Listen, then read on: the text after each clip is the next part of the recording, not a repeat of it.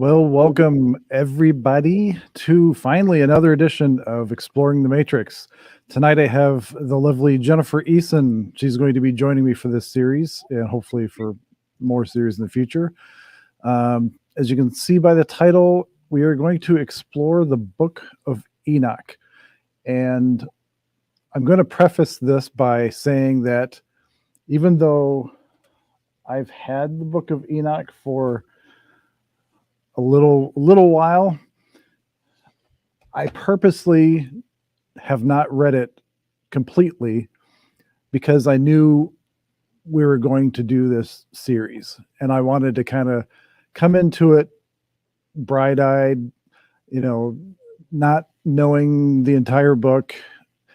The only thing I know about the book is what I've seen on like shows like Ancient Aliens and other things where like Von Daniken is quoting from it, and other people have talked about it. I've seen Trey Smith's series on the Book of Enoch, so I do know about it. But in this series, we're going to kind of fly by the seat of our pants. We are going to literally go through the entire book from chapter to chapter to chapter. So depending on how it flows or whatever, we'll play it by ear. Hello, Casey and Linda. Welcome, guys. Thank you. Love you too. From Pennsylvania, Linda. My home state. Oh yeah, that's true. So also I want to say that we are not here to try to make you believe anything. We're here just to present information, our own takes on what we read and what we see. So, take from it what you will. Some people will gravitate towards certain things, some people will not. I don't know if that makes sense, and can you hear me okay? I was having trouble earlier. Was my mic okay? On my end, I hear you well. Okay, good. So, who is Enoch? Who is Enoch? And for those of you that don't know, Jennifer, who's Enoch? Well, I mean, you don't have to go deep, just right. Well, Enoch was a man that I would say was very faithful to God, and he walked with God. He was, in tuned and obedient to God, and he is the forefather of Noah. So that's really significant to me when I think about who he is. He gave birth, through his line. That's where we get Noah. And and the post-flood people, right? That's right up your alley, the post-flood people. Yes. I'm going to read something really quick. It's, again, the Book of Enoch, for those of you that don't know, is mentioned in the Bible. It is quoted in the Bible. So for those that think that it's like a mysterious fictional work or whatever, it may not be canon, but I think in the Ethiopian, in Christianity in Ethiopia, I think it is canon, if I'm not mistaken. I'll have to look at that. I have it, my notes somewhere, so bear with me. I think it is actually, and that's the one I have. I have the Ethiopian. Oh, there you go. That's the one I got. It says from the Bible, we know that Enoch was Adam's great grandson and Noah's great grandfather, who lived, as you stated, a holy and faithful life to the Lord, and that was in Genesis 5. He also becomes the father of Methuselah, the longest living man. I forgot how long it was 800 or 900 years or something like that. Yeah. And that's in Genesis 5:27. Throughout his 3+ centuries on earth. So Enoch was pretty old himself. He has numerous offspring. After 365 years on earth, God takes him away, and that's in Genesis 5:24. I want to touch on that real quick. That's on another note here. Because there's only two people in the Bible, Enoch and Elijah, that appear to be taken straight to heaven without having the experience or having to experience death. So I find that kind of interesting that they're the only two in the entire Bible that are taken straight to heaven. Like God literally takes them. Like they don't dive. Like he doesn't fall off a wagon somewhere or over a cliff or something like that and then goes to heaven. Like God takes them to heaven. Mm-hmm. Let's see here. Sorry, I'm reading from my notes here. You're good. Some of this I can skip because it's long-winded.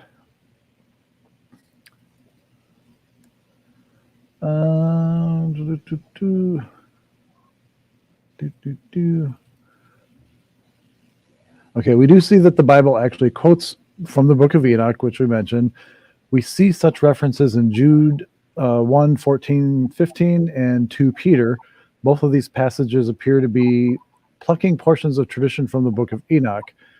We do have to keep in mind, though, that the apostles did quote from extra biblical sources, as discussed in whatever video that this was from. But if you kind of go by the stuff that's online and the way that people describe it, and I guess you're reading kind of the preface of the book, it's really a story about end times. It's a story about I shouldn't say a story, an account, I guess. I always use the word story. I don't know why. Hello, Denise. Gosh, I had a really good description of it here. Mm-hmm. Because it gets all like in all these promos, it's all about the Nephilim, the giants, the fallen angels, and fire and brimstone. But I just find it interesting. The thing that really brought me to the book was, being a new Christian, I wanted to keep an open mind because I knew there was a lot of other books that weren't included in the final version of the Bible, in the whatever the 66 books that are in there. Mm-hmm. And I know there's a lot of stuff that probably the Vatican's been hiding from us. And I know there's a lot of stuff that, like, I think this book was kind of found by happenstance too. And I think the original, let me pull it up here. Mm-hmm. Oh, shit. This particular version by R.H. Charles was first translated and published in 1917. Yada, yada, yada. Let's see here. Oops. All right, so we'll start with the introduction. It says, as the Book of Enoch is, in some respects, the most notable extant apocalyptic work outside the canonical scriptures. Gosh, that's like a tongue twister there. It will not be inappropriate to offer a few remarks here on the apocalyptic literature generally. In writing about the books which belong to this literature, and let's scroll down here. I don't want to read all this. I want to get into the good stuff. Right. Because everybody has their own opinion. Everybody has their own take on things. Mm-hmm. Okay, so we'll skip that. Holy cow, this is a long intro. Mm-hmm. Okay, I'll just read this short little general contents thing. The reader who comes to pursue the Book of Enoch for the first time will find much that appears to him strange and unattractive. He must not, however, be repelled by this, for in due time he will come to other arts of the book, which will soon see to be of real value from many points of view. And I think what he's saying there is that to really understand completely theology and the Bible and other things, this adds to that roundness of knowledge. It doesn't take away from it. Mm-hmm. I think what they're trying to say here. Mm-hmm. Holy cow. Mm-hmm. All right, we're going to get to the book itself. There we go, chapter 1. So Jennifer, I know if you guys don't know, Jennifer has a wonderful channel, and recently she's been deep diving into like the days of Noah and not your typical stuff you see everywhere. And what do you call it, night class or night school?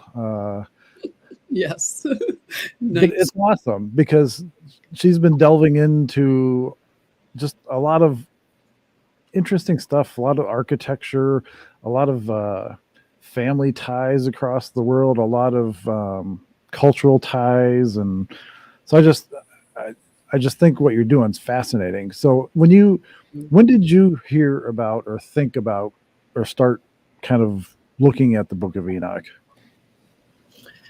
I've always been interested in eschatology. So I like those books that talk about the end times. And I would even go to conferences and things. And I heard about Enoch, of course, in Bible studies, just how he mysteriously left the earth. And that's going to really get your attention. So Mm, I was fascinated by just what was that all about. And I never had anybody truly explain, and I never had any understanding, but it was always in my curiosity, like to know about this Enoch, this mysterious person who was wonderful. He wasn't a bad guy, but I'm like, he was so wonderful. He, like you said, he didn't have to pass through death in order to be in the presence of God. So that just always interested me. And I never understood why I could never get answers in church, because I was always inquisitive. And when I tried to talk about these kind of more, I don't know what you want to call it, just more not as popular, I don't know, things that people didn't really get hung up on so much. mhm. So I would seek maybe people that might talk about it a little bit. And even in those circles, like those eschatology circles, I didn't get much when it came to Enoch when I was in those circles. Right. So it's been this time since 2020 that made me circle back to things, if I could say that. And that's what started it, is just this whole, I do believe that the Book of Enoch is for this dispensation of time to help Hmm. us to get understanding for what we are witnessing right now. And it is a good compendium, I don't know if you want to call it that, to the Hmm. Bible, like a good, you know like you said, it's not canon, but it is also mentioned in the Bible. So it can't be negated in terms of why would, this be quoted in Right. the Bible. And that was also what made me interested in, they quote from the Book of Enoch. And I was like, wait a minute, there's a Book of Enoch? And whenever I would say that, it's like, shh, don't Right. say anything. Don't talk about that. And I was wondering, why is this so like secretive? I mean, it did make sense to me. Right. Yeah. So now I'm noticing people are more interested in the Book of Enoch, at this time. Yeah. I think I think at least in my case, I don't have the religious constraint, the whole religion, the construct of a formal, you know, upbringing as far as that goes. And I think it's like anything. People grow up with something, and when you introduce something that kind of is different than what they were taught, it's a little scary, or it's a little, this could be like the spiritual conspiracy theorist kind of thing, like it is an account. It's an account of Enoch, and somebody felt strong enough to write it and to keep the account of Enoch. And there, I mean, there were so many books and so many accounts that were left out of the Bible for one reason or another. Mhm. And this is, and I know this might, kind of shock some of the people future in the future listening to this. Not these guys. These guys are cool. I know you guys are. You guys are. You guys hang every week. So, Nice. but having an open mind about something. I mean, if you think about all the other constructs that we grew up with that were kind of pushed on us, and that we were taught certain things, and how we were controlled and manipulated. Why can't that happen or have happened in Christianity at some point? Where the Catholic Church tried to control the narrative by, keeping information from people, from learning other sources of information about the ancient world, about like the pre-flood world, especially. And I always grew up thinking that, the Bible's it's a means to an end as far as controlling people goes. Like but this is the religious thing again. So this is the part of me that rejected this as a kid, because I always looked at it as a control. Like, if you don't follow this exactly, you're going straight to hell. Like you better stay on the straight and narrow. This is the only word of God. This is all you need to know. Don't look for anything else. Don't think about anything else. So when you go to Sunday school or you go to church, this is all you're going to learn. I wholeheartedly agree that the Bible is the word of God. I mean, I do believe that, but I do believe there are other accounts and other words that have been kept from us. I find it hard to believe that all of God's knowledge that he passed on or passed through other people, whether it was apostles or just, your peasants on the street or, whoever, I find it hard to believe that all that information is just going to be contained in that book, in those, whatever we have available to us. So I find it interesting, and I find the idea of having this other information to be able to put light on not only our current world, but light on things that have transpired in the Bible, and especially pre-flood type stuff. So, and I'm like you, it wasn't eschatology, but I'm a very huge history buff. And I like seeing progressions of things and lineages, and where there's gaps and things like that. I like trying to figure out how to fill those gaps. Like what's missing and why is it missing? And I think this is kind of one of those things. As a kid, I just always constantly asking questions, always constantly why? Like, why is the sky blue? I was one of those irritating little punk kids.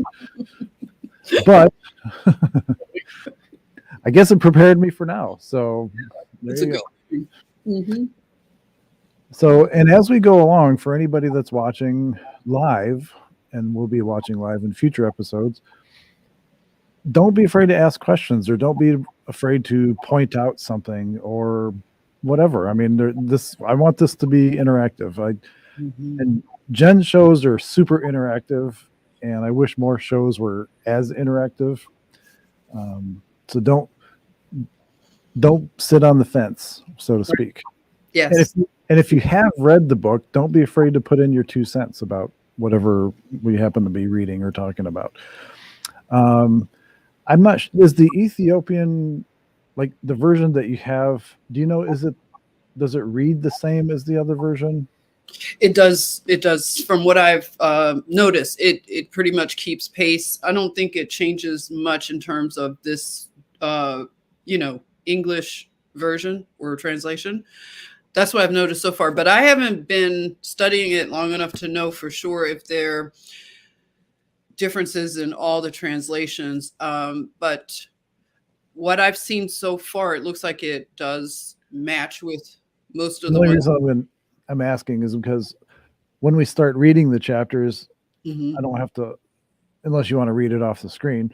I can just have you read from your book or from your computer or whatever.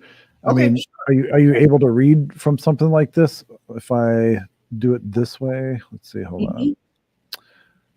or maybe even that way. Mm-hmm. Yeah, yeah. Yeah, we'll do it that way because people like to see people. So, Right. Yeah. all right. So, Mm-hmm. again, don't be afraid to stop us. I'm going to start. I'm going to read chapter 1. Okay. We'll talk about it.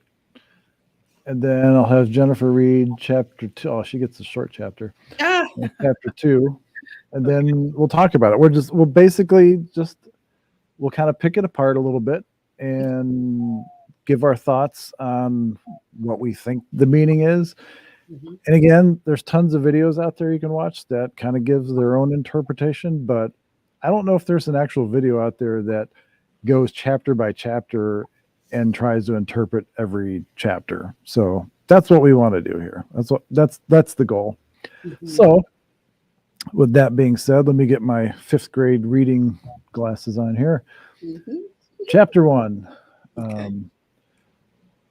verse 1. The words of the blessing of Enoch, wherewith he blessed the elect and righteous, who will be living in the day of tribulation, when all the wicked and godless are to be removed. When I read that the first time, that's like I said, that's the only one of the first and only things I read from the book. Mm-hmm. That's what made me think of what's happening like right now. Oh, yeah. Just the way that reads. Mm-hmm. Let's see, the words of the blessing of Enoch, wherewith he blessed the elect and righteous, who will be living in the day of tribulation. So we can consider ourselves the righteous. I hate to use the word truthers, but I guess that's how people think of it. Mm-hmm. So people that are trying to spread truth and be righteous are living in the day of tribulation, when all the wicked and godless are to be removed. So I don't know that that'll happen now, but it seems really similar to the times we're living in, and that's kind of what we wish, is that they'll be removed at some point. And he took up his parable and said, Enoch, a righteous man whose eyes were opened by God, saw the vision of the Holy One in the heavens, which the angels showed me, and from them I heard everything. So I find that interesting. I heard everything. Mm-hmm. And from them I understood as I saw, but not for this generation, but for a remote one, which is for to come. And again, that kind of ties in with that first verse. They're talking about a future generation. Mm-hmm. Concerning the elect, I said, and took up my parable concerning them, the holy great one will come forth from his dwelling. And the eternal God will tread upon the earth, even on Mount Sinai, and appear from his camp. Now, Mount Sinai, isn't that was where Moses met God, wasn't it? Yes, I believe so. Where he received the 10 Commandments, right? Yes. Okay. And appear in the strength of his might from the heaven of heavens, and all shall be smitten with fear, and the watchers shall quake. Now, that's another word that I've heard a lot, especially in the last few years. Watchers. Like, who are the watchers? Mm-hmm. I don't know who they are. I mean, I hear what other people say they are, but does anybody know who the watchers are? Do you know who the watchers are? From what I'm understanding of who the watchers are, they are the angels that were assigned to watch over humanity after we were evicted from the garden. So they were supposed to assist mankind, and some of them left their station in terms of they were encouraged by those, the 1/3. This is my understanding. The 1/3 that rebelled. Okay. Some of the ones from that 1/3, they enticed and lured some of the watchers. From what I'm understanding, some people say not all of the watchers took the bait from the fallen angels. Some did, and they joined in with the rebellion. But there are still some good watchers that are, still obedient to God. So that's my understanding of the watchers. And I've heard someone describe them as there were 200, right? Angels that Yeah, let's see. Came down to Mount Hermon, I believe, and they decided to, do their like whatever that DNA manipulation and having children, the daughters of men. Not that I trust Wikipedia, but this is what Wikipedia says about the Watchers. Okay. Let's see here.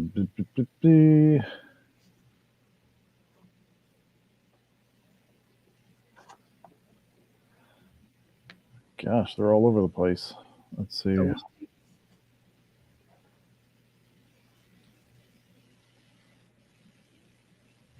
Oh, we'll say it says Book of Enoch. Let's say in the books of Enoch, the first Book of Enoch devotes much of its attention to the fall of the Watchers. The second Book of Enoch addresses the Watchers who are in fifth heaven. That doesn't make sense. Where the fall took place. The Book of Enoch gives attention to the unfallen Watchers. So like what you're saying, the uncorrupted ones. Okay. The use of the term Watchers is common in the Book of Enoch. The Book of the Watchers, which is the first book, 6 through 36, occurs in the Aramaic fragments with the phrase, I can't even pronounce it, which basically means watchers and holy ones.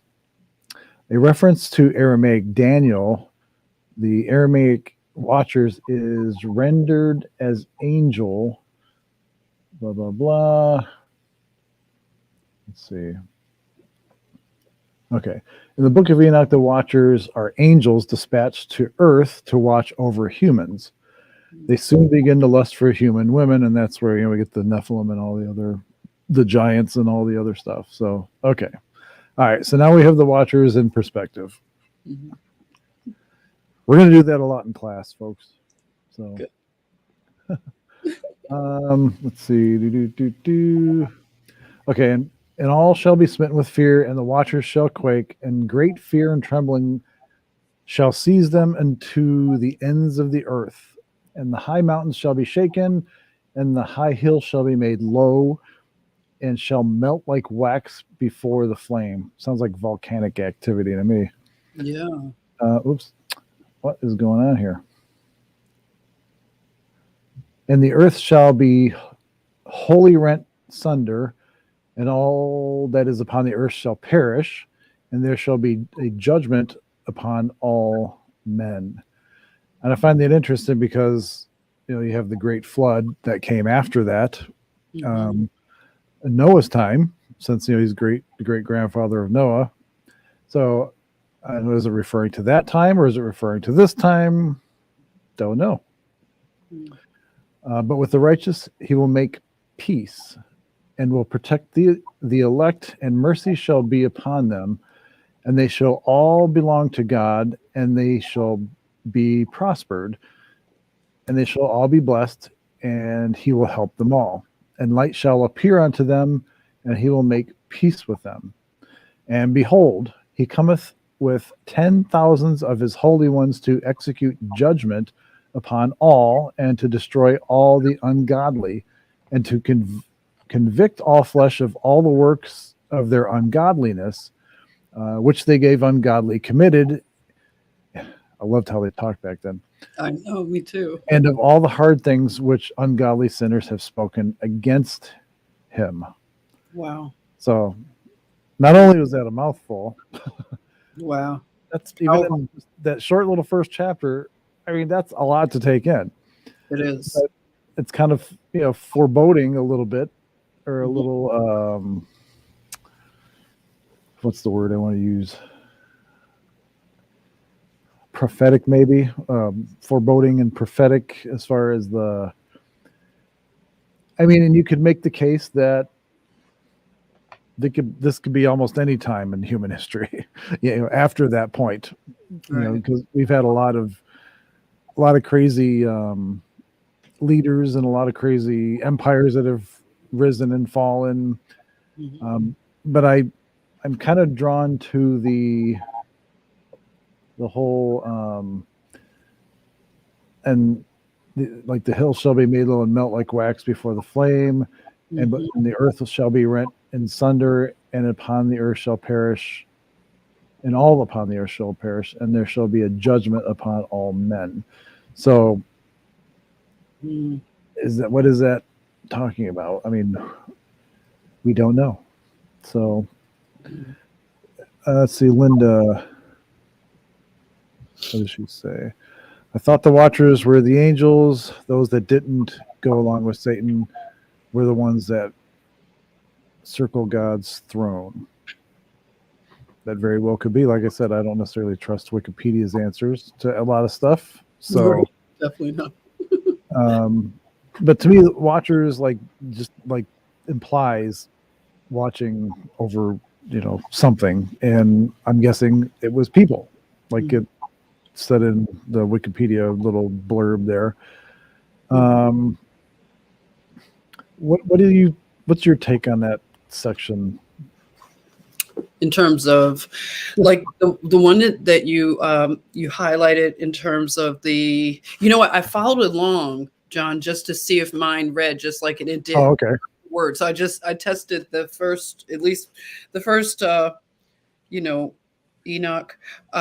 Now, when you mentioned and shall melt like wax before the flame. Yeah, and you said sounds like volcanoes, and I also thought nuclear. Oh Possibly. yeah, that's true. I don't know. I mean, I'm not sure.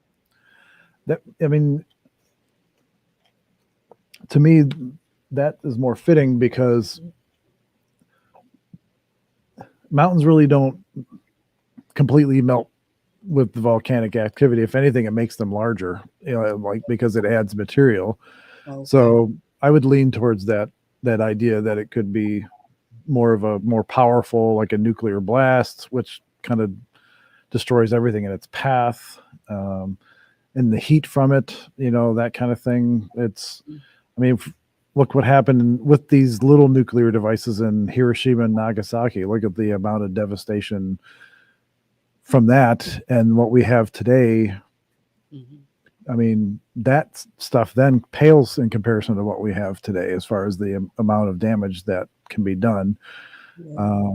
So yeah, I agree with that interpretation. That's a good interpretation. Let's see. All right, so let's move on to chapter 2. Okay. I'll read from this since I know it's lining up because I might. Okay. I'll leave it on screen so they can read along. Oh yeah, absolutely. Okay, so Enoch 2. Observe ye everything that takes place in the heaven, how they do not change their orbits, or the luminaries which are in the heaven, how they all rise and set in order, each in its season, and transgress not against their appointed order.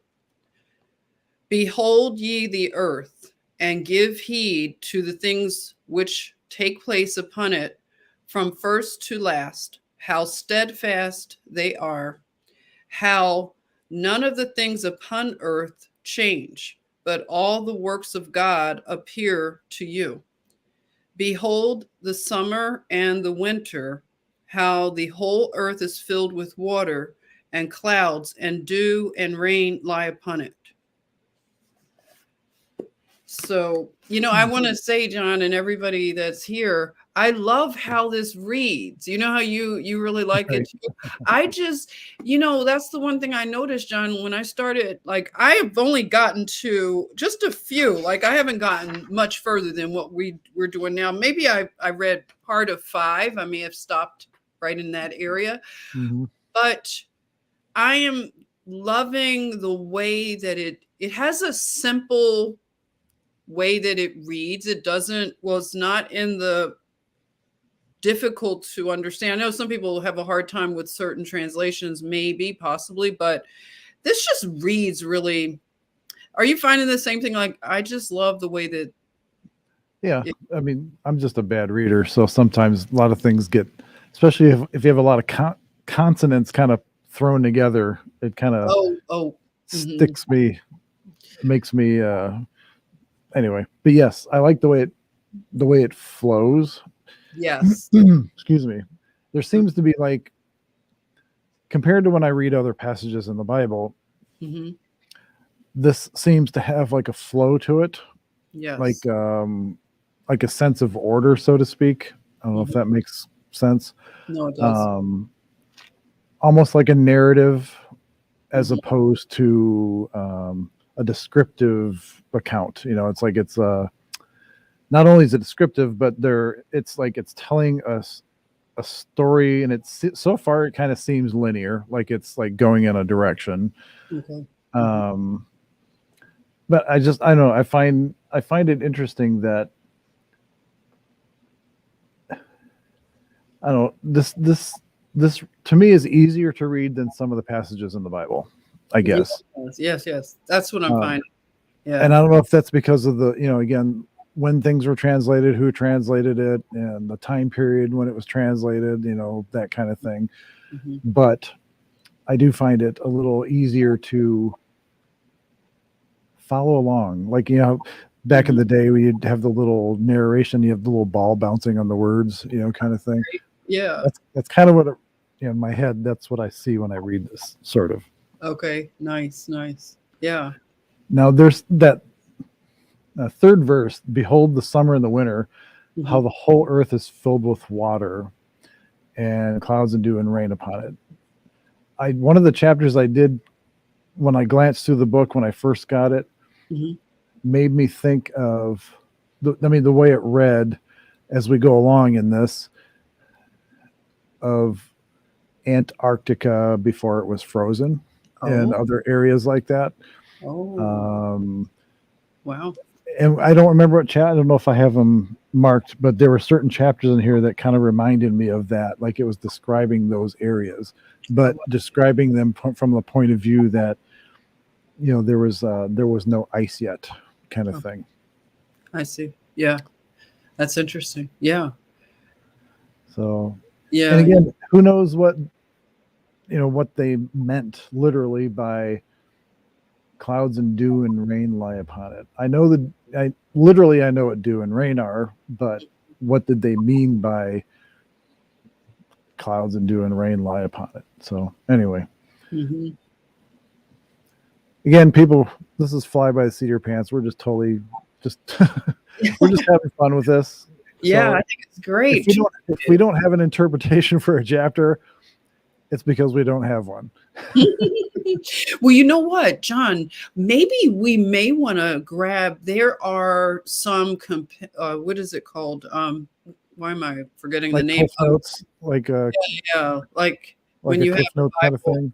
Yeah, and there are some that a lot of people that have been studying this book for a while that they could recommend, just based on I've been wanting to grab one because I used to, when I studied, I did have one of those. Why am I for concordance? A concordance. That was the word I could not think of. But certain scholars, when they give their Right. understanding, and when they've studied certain things, like if they've studied Greek and Hebrew, Like and the Amplified Bible, yeah, yeah, like an amplified, right, like right. where people put their descriptions or their interpretations into the text, kind of thing. Exactly. Yeah, yeah. There I, are some that some people use, and I was like, oh, that would be great. I want to grab one possibly.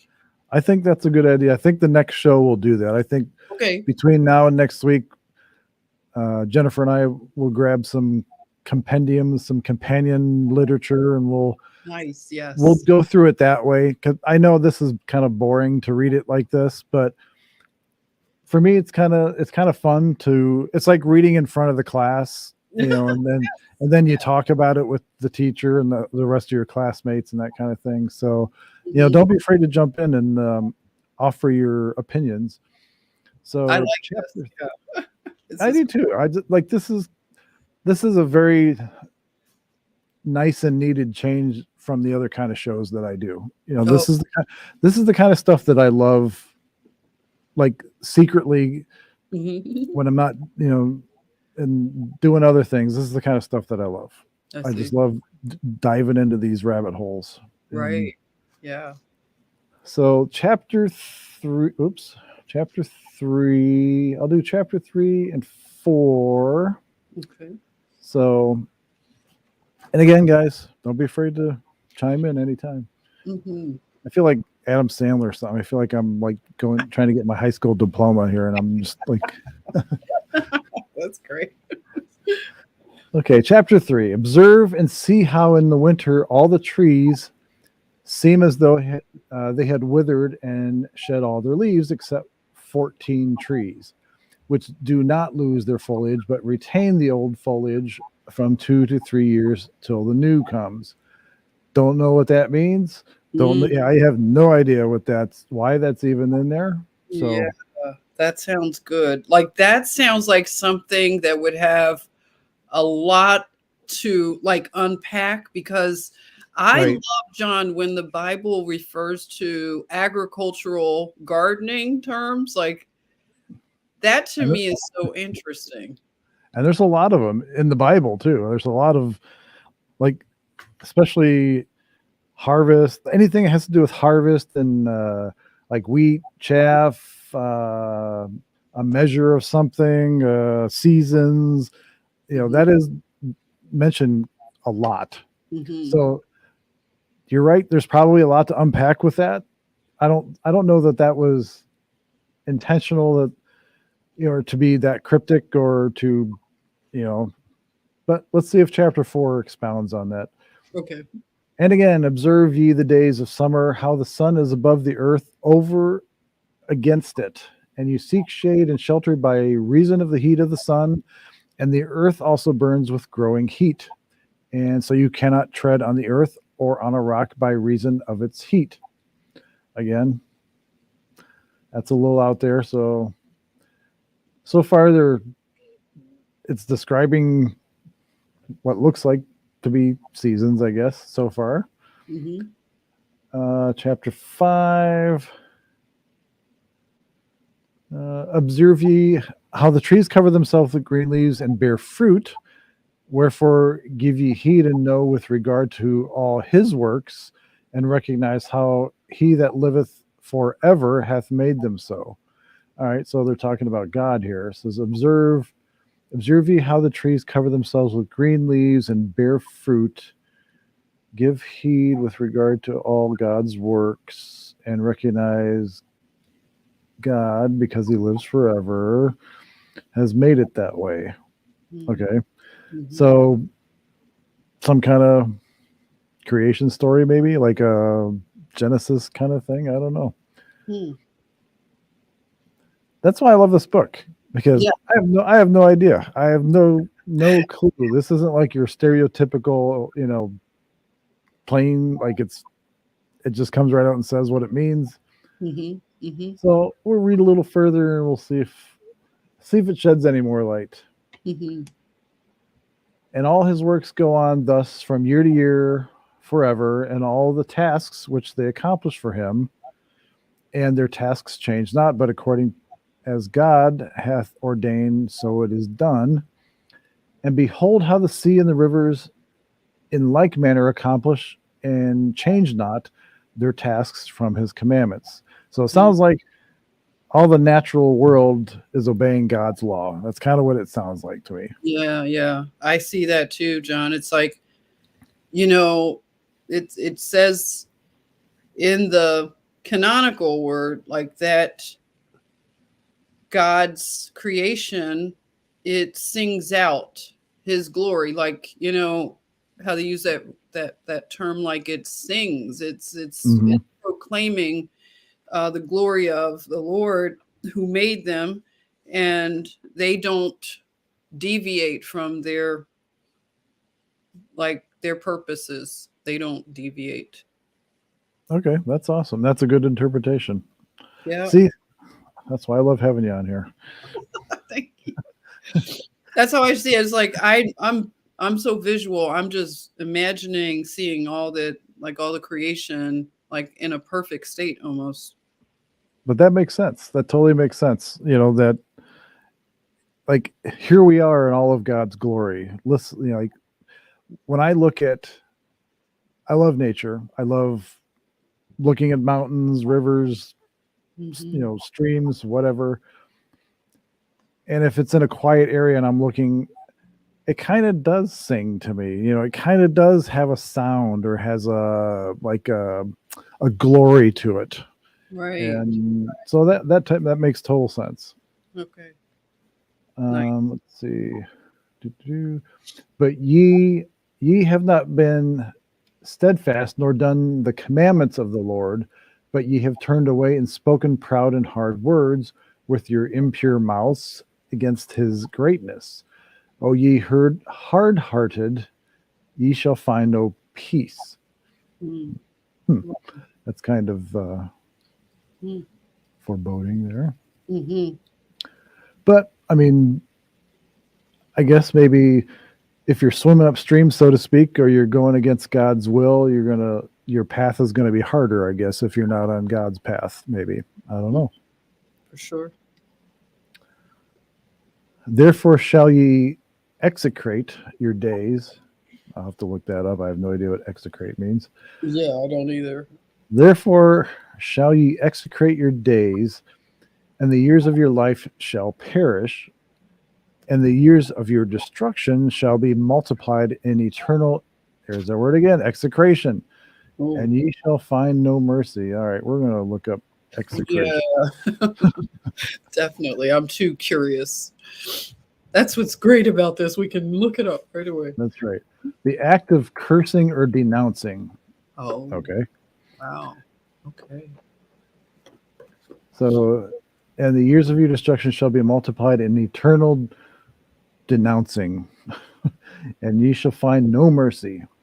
All right, that's kind of we're setting the stage here, seems like, Mm-hmm. for something. Oops, for something. No, see, I haven't seen this where they've actually had like 6A, B, like they've had sub chapters or sub verses. That is different. I see that too in mine. 6A, B. 6A. In those days, ye shall make your names an eternal execration unto all the righteous. So, so considering again that we're all the righteous, in those days ye shall make your names an eternal execration. And what did we determine execration was? Denounce. Denounce.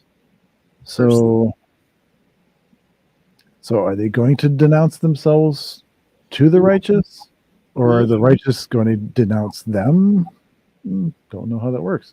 And by you shall all who curse, and all the sinners and godless shall imprecate by you. Oh, geez, what is with all these words?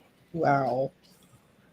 I need to be But right. we're learning here. Yeah, yeah. I should get my pencil so I can write. I like to write in my books. That's what. Do you do that too?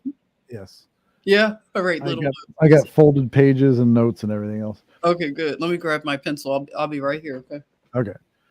So imprecate, utter a curse or invoke evil against someone or something. So we're still on the denounce, but this is just like more direct. Like now you're like uttering a curse or invoking something against somebody. So, excuse me. Where is that? And all the sinners and godless shall imprecate by you, and for you the godless there shall be a curse, and all the, I have no idea why there's 3 dots there, shall rejoice. Like there should be a word or something there.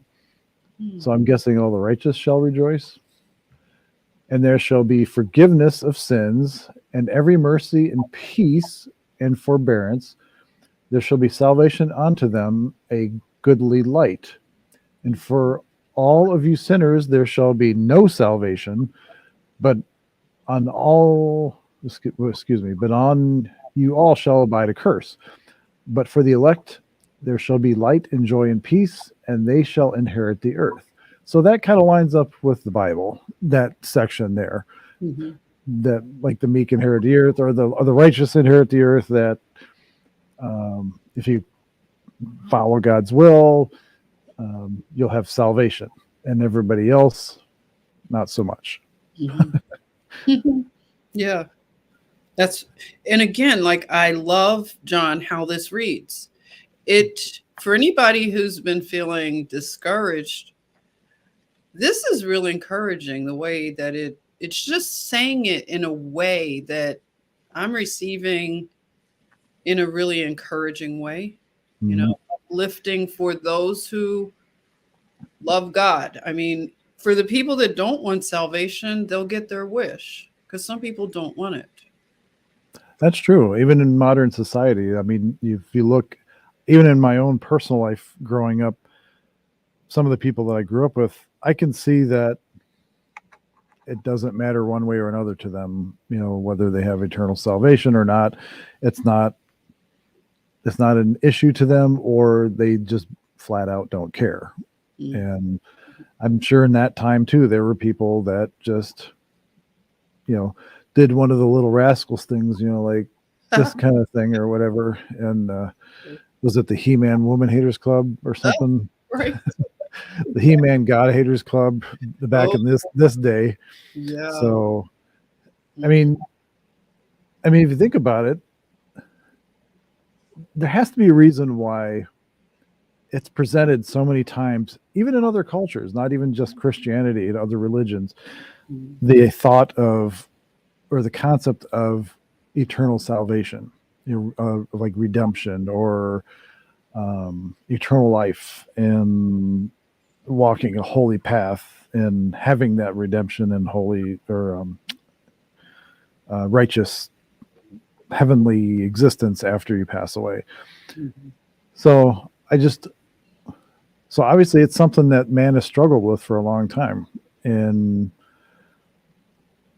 look at what happened in, when Moses left and went up the mountain to go talk to the burning bush, or grab a couple stones with some commandments on it. Look what happened in the time that he was gone. Right. All the debauchery and all the idol worshiping and all the, Mhm. you know totally displeased God. Mhm. And so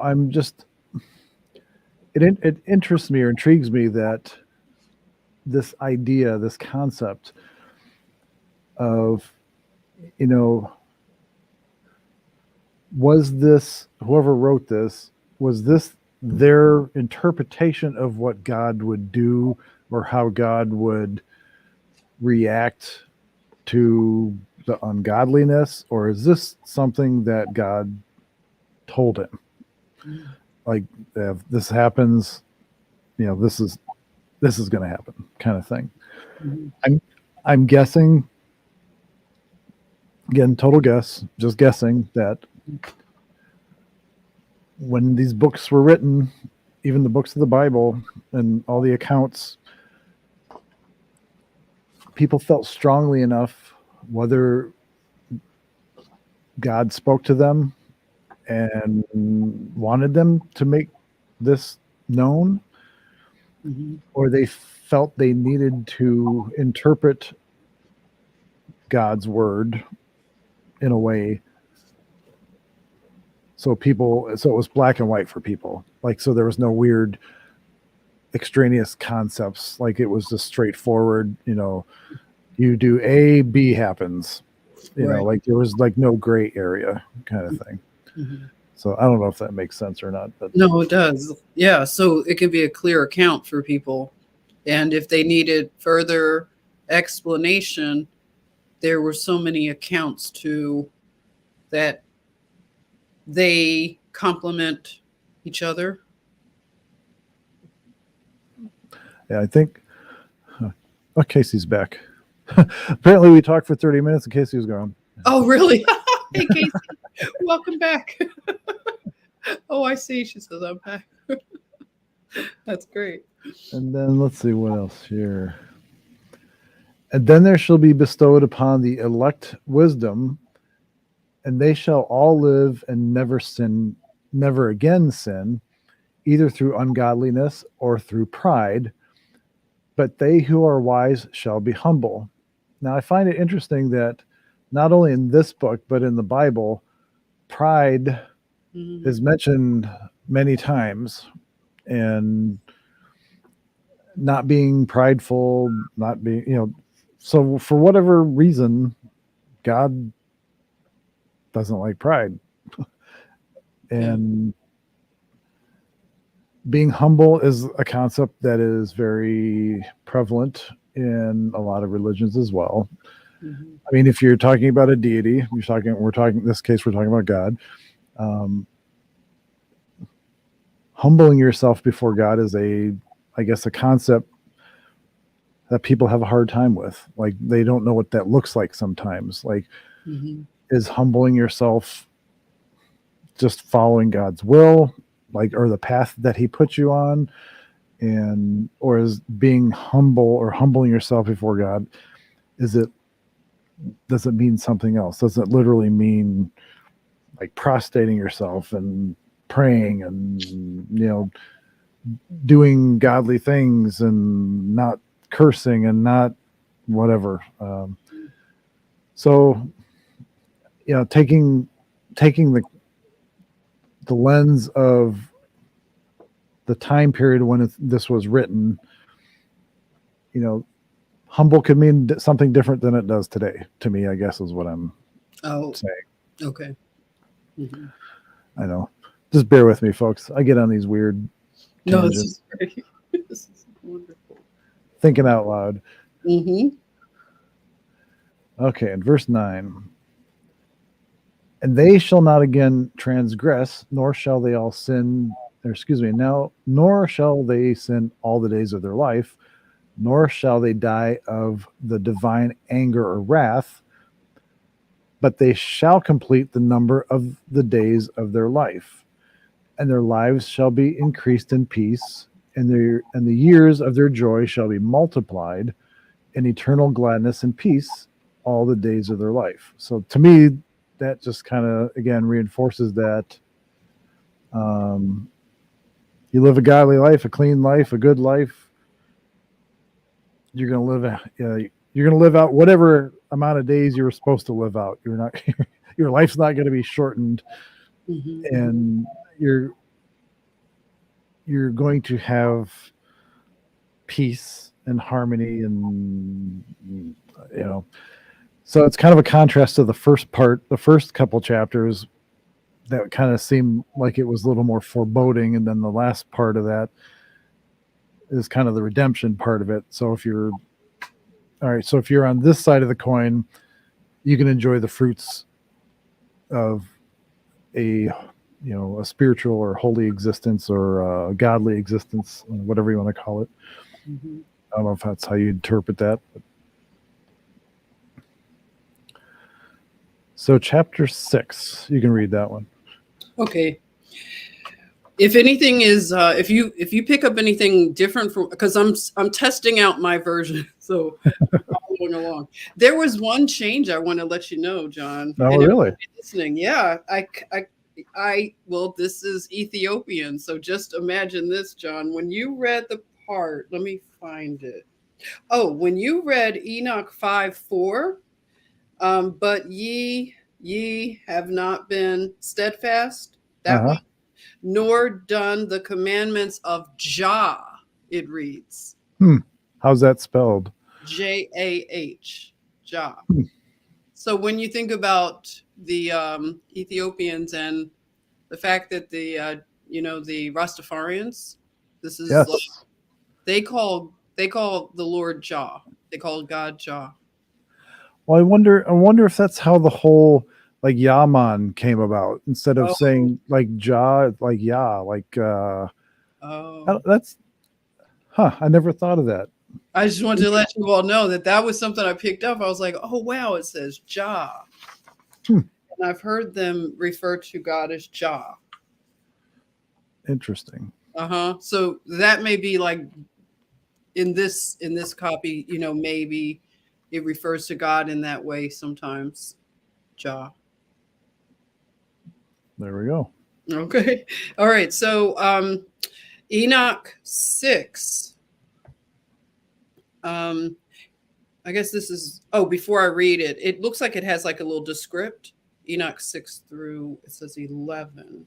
All right, it says the fall of the angels, the demoralization of mankind, the intercession of the angels on behalf of mankind, the dooms pronounced by God on the angels, the messianic kingdom, a Noah fragment. So, yeah, so it's like a little descript. Okay, so now it goes into chapter 6, verse 1. And it came to pass when the children of men had multiplied, that in those days were born unto them beautiful and comely daughters. And the angels, the children of the heaven, saw and lusted after them, and said to one another, Come, let us choose us wives from among the children of men, and beget us children. And Semjaza, who was their leader, said unto them, I fear ye will not indeed agree to do this deed, and I alone shall have to pay the penalty of a great sin. And they all answered him and said, Let us all swear an oath, and all bind ourselves by mutual imprecations, there's your word again, not to abandon this plan, but to do this thing. Then swear they all together and bound themselves by mutual imprecations upon it. And they were in all 200, who descended in the days of Jared on the summit of Mount Hermon. And they called it Mount Hermon, because they had sworn and bound themselves by mutual imprecations upon it. And these are the names of their leaders. Simeazes, their leader. Okay, I may mess some of these words. They're really different for me. Okay, Arakiba, Ramael, Kobabiel, Tamael, Ramael, Danel, Ezekiel, Barakijal, Asael, Armoros, Batarel, Ananel, Zakael, Samsapiel, Satarel, Turel, Jomjael, Sariel. Whoa, that was a mouthful. Okay, and it says, these are their chiefs of tens. Okay. So okay, I am blown away because this is what some of the people I listen to, John, that talk about this stuff, this is exactly what they've been saying. And now I'm like we're reading this, and it's so right. I'm so excited because now it's right there. Like I needed somebody to do this with me because I'm so encouraged to now read it and seek the understanding. And so Enoch 6 pretty much, from what I'm seeing, it lays out the conspiracy by these watchers, these angels. They plotted and knew that they were going to be cursed. They were going into it fully aware. So when they're judged, they can't say that they didn't understand what they were doing. They fully did this and rebelled. It really spells it out really well. And then I like the fact that their names are mentioned here. Yeah, those aren't your typical earthly names, that just seems like, possibly coming from another language somewhere, like a heavenly language or some kind of exactly.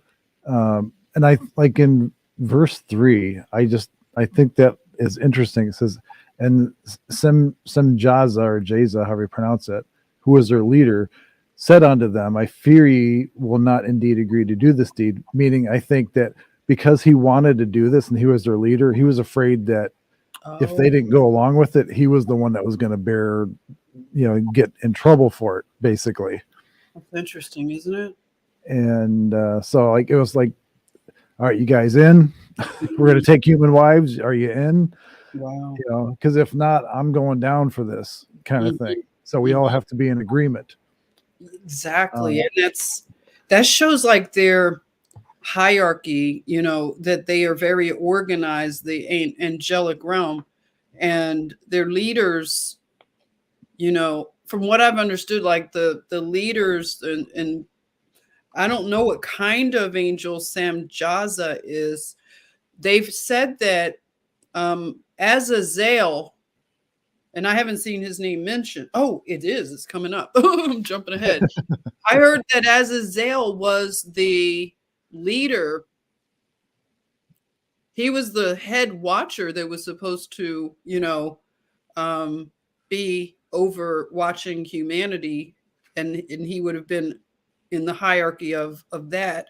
But these angels that plotted this thing, they weren't able to get everyone to fall with them and to go in with this thing. Oh, Birdie, imprecations means hex, curse, or swear word.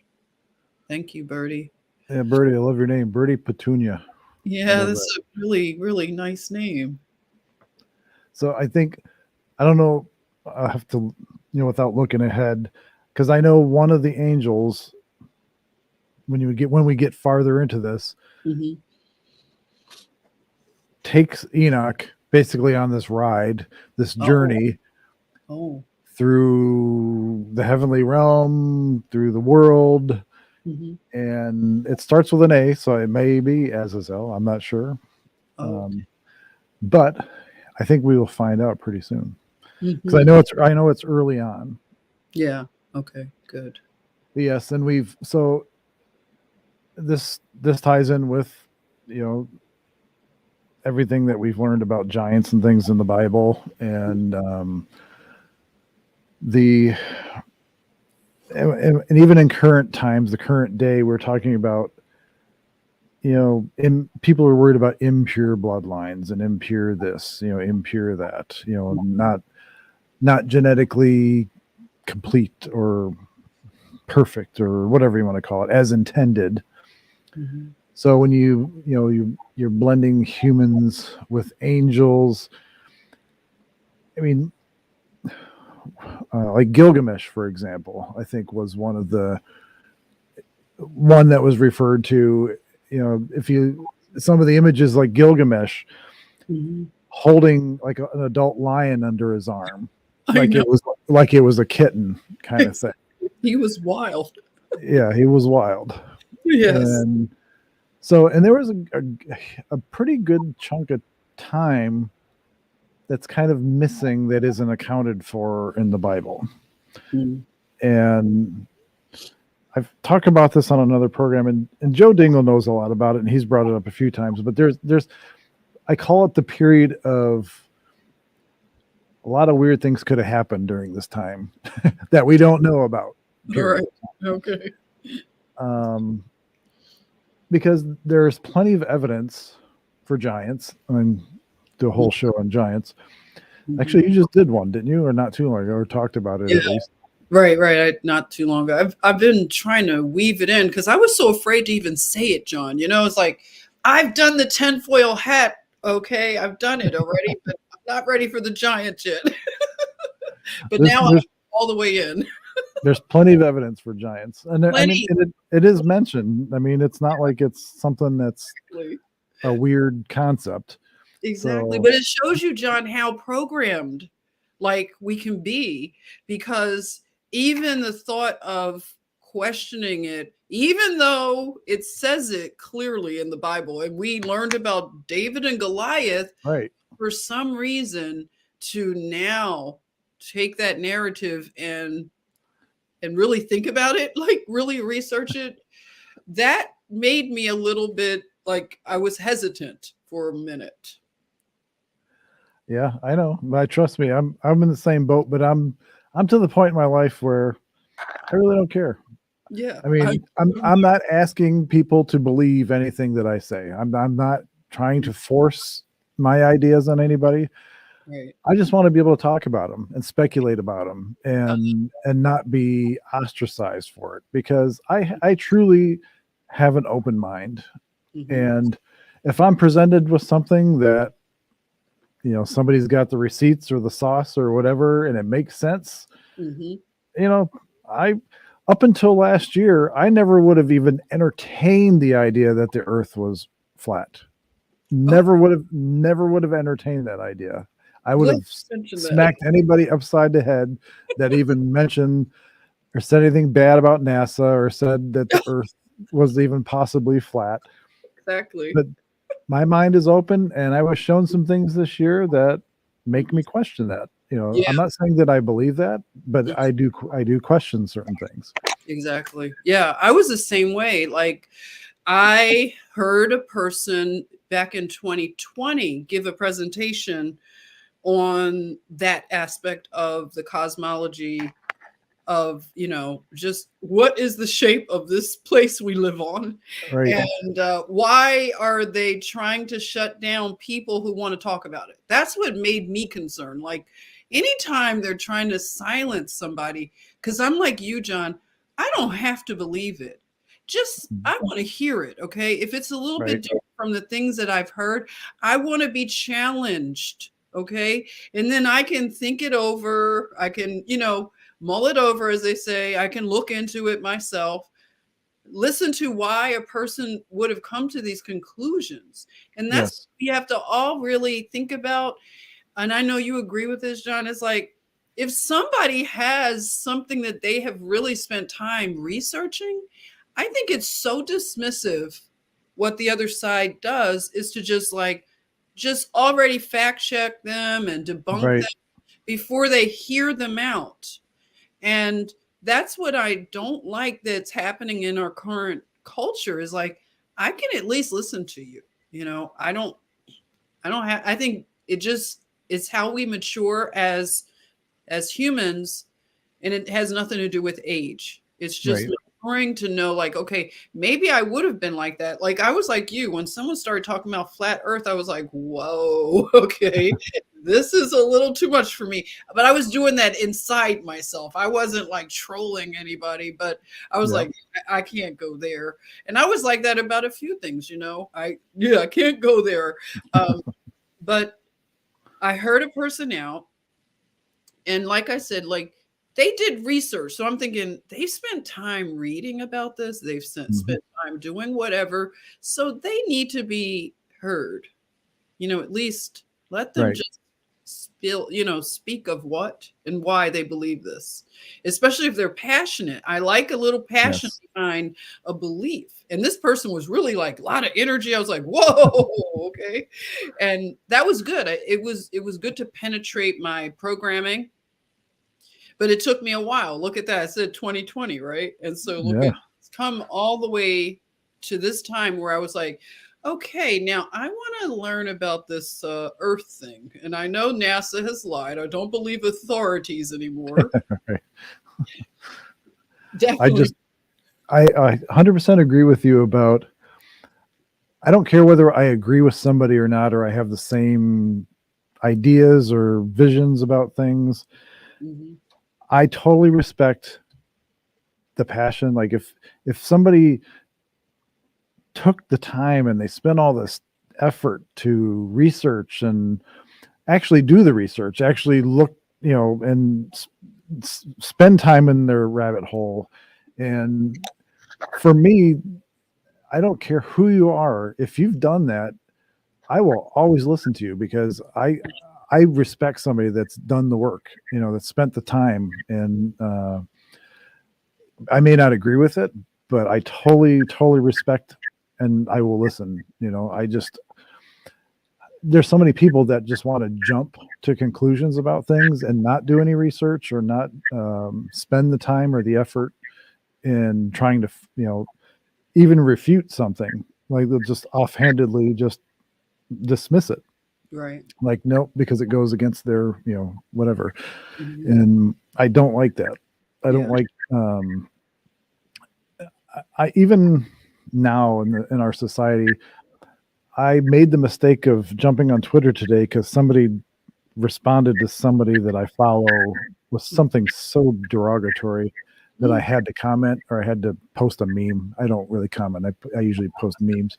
Memes are great. And but it was such a cesspool of just bitterness and just like nobody. It was just everybody was so dismissive and so like nobody had any salient points about anything. It was just all like attacking, and I don't like that. So to me, if you spent the time in my book, welcome to the club. I don't care if I agree with you. I'll talk to you. I'll listen. Yeah. So yeah, 100% agree with that. Mm-hmm. Let's see. So we're on what, chapter 7? Mm-hmm.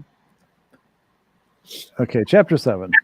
And all the others together with them took unto themselves wives, and each chose for himself one. So they were only allowed one. Okay. They didn't have a harem, huh? I guess not. Oh, wow. And they began to go into, unto them and to defile themselves with them. And I think they mean defile themselves, meaning because this God didn't want this. Like God was totally against this, so they were actually defiling themselves. Mm-hmm. And they taught them charms and enchantments. That is interesting. Yes. They taught them charms and enchantments and the cutting of roots and made them acquainted with plants. So I wonder if that's like the whole idea of the beginning of witchcraft or druidism or whatever, like the early Christians were killing people for, kind of thing. Yeah. If you're a pagan, so maybe that's how paganism got started. I don't know. Right. And they became pregnant, and they bare great giants whose height was 3,000 ells, which, let's see, what's an ell? Yeah. Please. What's an ell? Measure of length, let's see, about 45 inches. So we'll say about 4 feet. So where is it? 3,000 ells. So 3,000 times 45. Oh. That's a big dude or a big woman or whatever. Yeah. Holy cow. Oh my. Hold on. Let's see here. Wow. I have my calculator handy here. 3,000 times 45. Wow. That's massive. That's 135,000. So again, I don't know. Maybe something got lost in translation or something, but those are big people, regardless. Oh, yeah. Who consumed all the acquisitions of men, and when men could no longer sustain them, the giants turned against them and devoured mankind. Well, if they were that big, I'm sure they could eat whatever they want, I guess. Right. And if you think about like if you're old enough to know, I know like back in when I was a kid, we always had those movies and shows like Jason and the Argonauts and that kind of stuff. And so we had the Cyclops on the island and the giants and all these other people. And they were always eating people. Yeah, right. So, yeah, I wonder where they got that from. Exactly, huh? And they began to sin against birds and beasts and reptiles and fish and to devour one another's flesh. So they became cannibals and drink the blood. Then the earth laid accusation against the lawless ones. So that's a pretty packed chapter. That is. Whoa, this one, this Book of Enoch doesn't start off like slow, does it? No. Wow. So the giants turned against them and devoured mankind. They began to sin against. I wonder what they mean by they began to sin against birds and beasts, reptiles, and fish. I wonder if that meant like were they trying to sleep with them or something? I mean, what does that mean? They were sinning against them. that's what I have come to understand, is that they were involved with the hybridization of Ah, yes. creation. So they were tampering with DNA and things like that, creating chimeras and things like that. Yeah, that's true. If you think about the ancient world, regardless of religion, almost every religion and culture describes some kind of hybrid beast or animal. Look at ancient Egypt; it's full of hybrids. I mean, if you look at all the hieroglyphs and the stories and the specific gods, Hmm. like Osiris and Horus, Oh, right. they were bird headed, or you had cat headed, and you had like some that had like crocodile Oh, heads and whatever, or lion tails. So I mean, that's a possibility that some of this Nephilim fooling around, hmm. could have produced some of this stuff. Right. Um, I like how they or find it interesting that they call them the lawless ones. Yes. So lawless, Law. meaning against God's law. Um, that's just a packed chapter there. It really is, John. It's so packed with it. It describes, very clearly. That's what, again, I love, is that this is in real clear communication of what happened. And it's so good that it's simple to just understand. I mean, we have so much to unpack with it, but it just like lays it out right there. This is what they did. They made the women pregnant and they had giants, and it's still hard for my mind to like conceive how big these giants were Right. in the first batch. I'm thinking the first batch. Tell me, John, in the chat, wouldn't you think that the first batch would be the biggest ones, and then maybe they kind of start to get more? Um, Like it was bred out of them, so to speak, because that's the thinking. because the giants kind of went away. Well, and this I'm going to throw this little curveball in there for those of you that watch the show. Yeah, I've talked about ancient Egypt and other things in the past in Antarctica and Atlantis and yada yada yada. Mhm. To me, I'll just use ancient Egypt as an example because it is referenced in the Bible and it is a period of time that is well known. Well, at least to a certain extent, it is well known. There's Mhm. still a lot of secrets to Egypt. Right. If you look at the great monolithic structures in Egypt, and you look at Sumeria, a lot of the old cultures that were more advanced, that had a writing system and were able to have mathematics, study the stars, that kind of thing. Mhm. To me, if you're going to build something as massive as like the Great Pyramids or the Sphinx, and the Sphinx is the single largest statue carved out of one piece of stone. I can't remember; it's like 400 feet long or something like that. And but a lot of these monolithic features and a lot of these big, massive structures like the pyramids, to me, it would seem more reasonable that you would take those on or take those challenges on if they were easy for you, or if they Mhm. weren't super incredibly difficult to do. Right. So Right. in let's say in walks some giants. So let's say giants were still around in some of these areas and some of these earlier times. What if giants helped create or build the pyramids? And it wasn't just, as we come to think, the slaves. Oh, And definitely. it just seems weird that giants are there 1 minute and then they're gone. Right. like the nobody talks about them again after a certain point in time. Yeah. And it goes back to that whole blank period of time where a lot of weird things could have happened. Hmm. Um, so I think it's interesting because if I remember correctly, Egyptian culture did have a spot for giants, or they did have giants in their lore, Hmm. and so I don't know, I'm just throwing that out there Yeah, as no, that's good. They do. They have in their art on their walls, they have, you can see the proportions of some of the yes, beings are so like towering over the other workers or whatever. But I've come to believe what you said, John, that, and that was another thing, and you probably share as well as anybody listening, you probably share a similar background where you were the kid who was always watching all of that stuff about Egypt when you're growing up, right? yes, It was never a shortage of that stuff.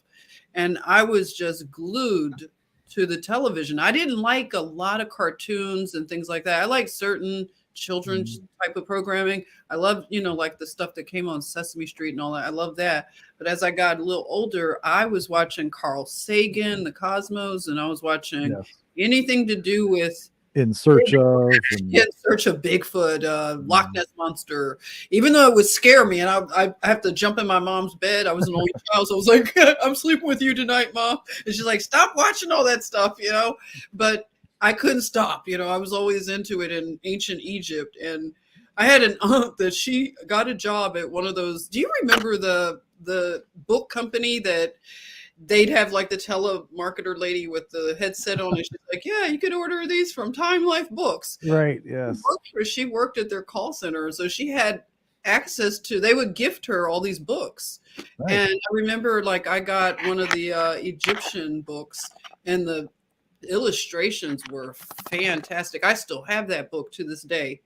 But I always wondered, and that was, that's what I'm saying. Like, I was inquisitive and I wanted to ask these kind of questions, but I didn't feel welcome to ask them. You Right. know, it was like I was pushed away, just shut down. Not always, it wasn't in a mean way, but you know what I'm saying? It's a subtle way that they gave you the message like, kid, you are asking too many questions and you need to stop. And just leave Right. it. Trust God. They may give you like a little platitude like that. Just trust God. You don't need to know all that. Just be saved and shut up, kid. And that wasn't good. And that led me to not trust in their authority even then. Right.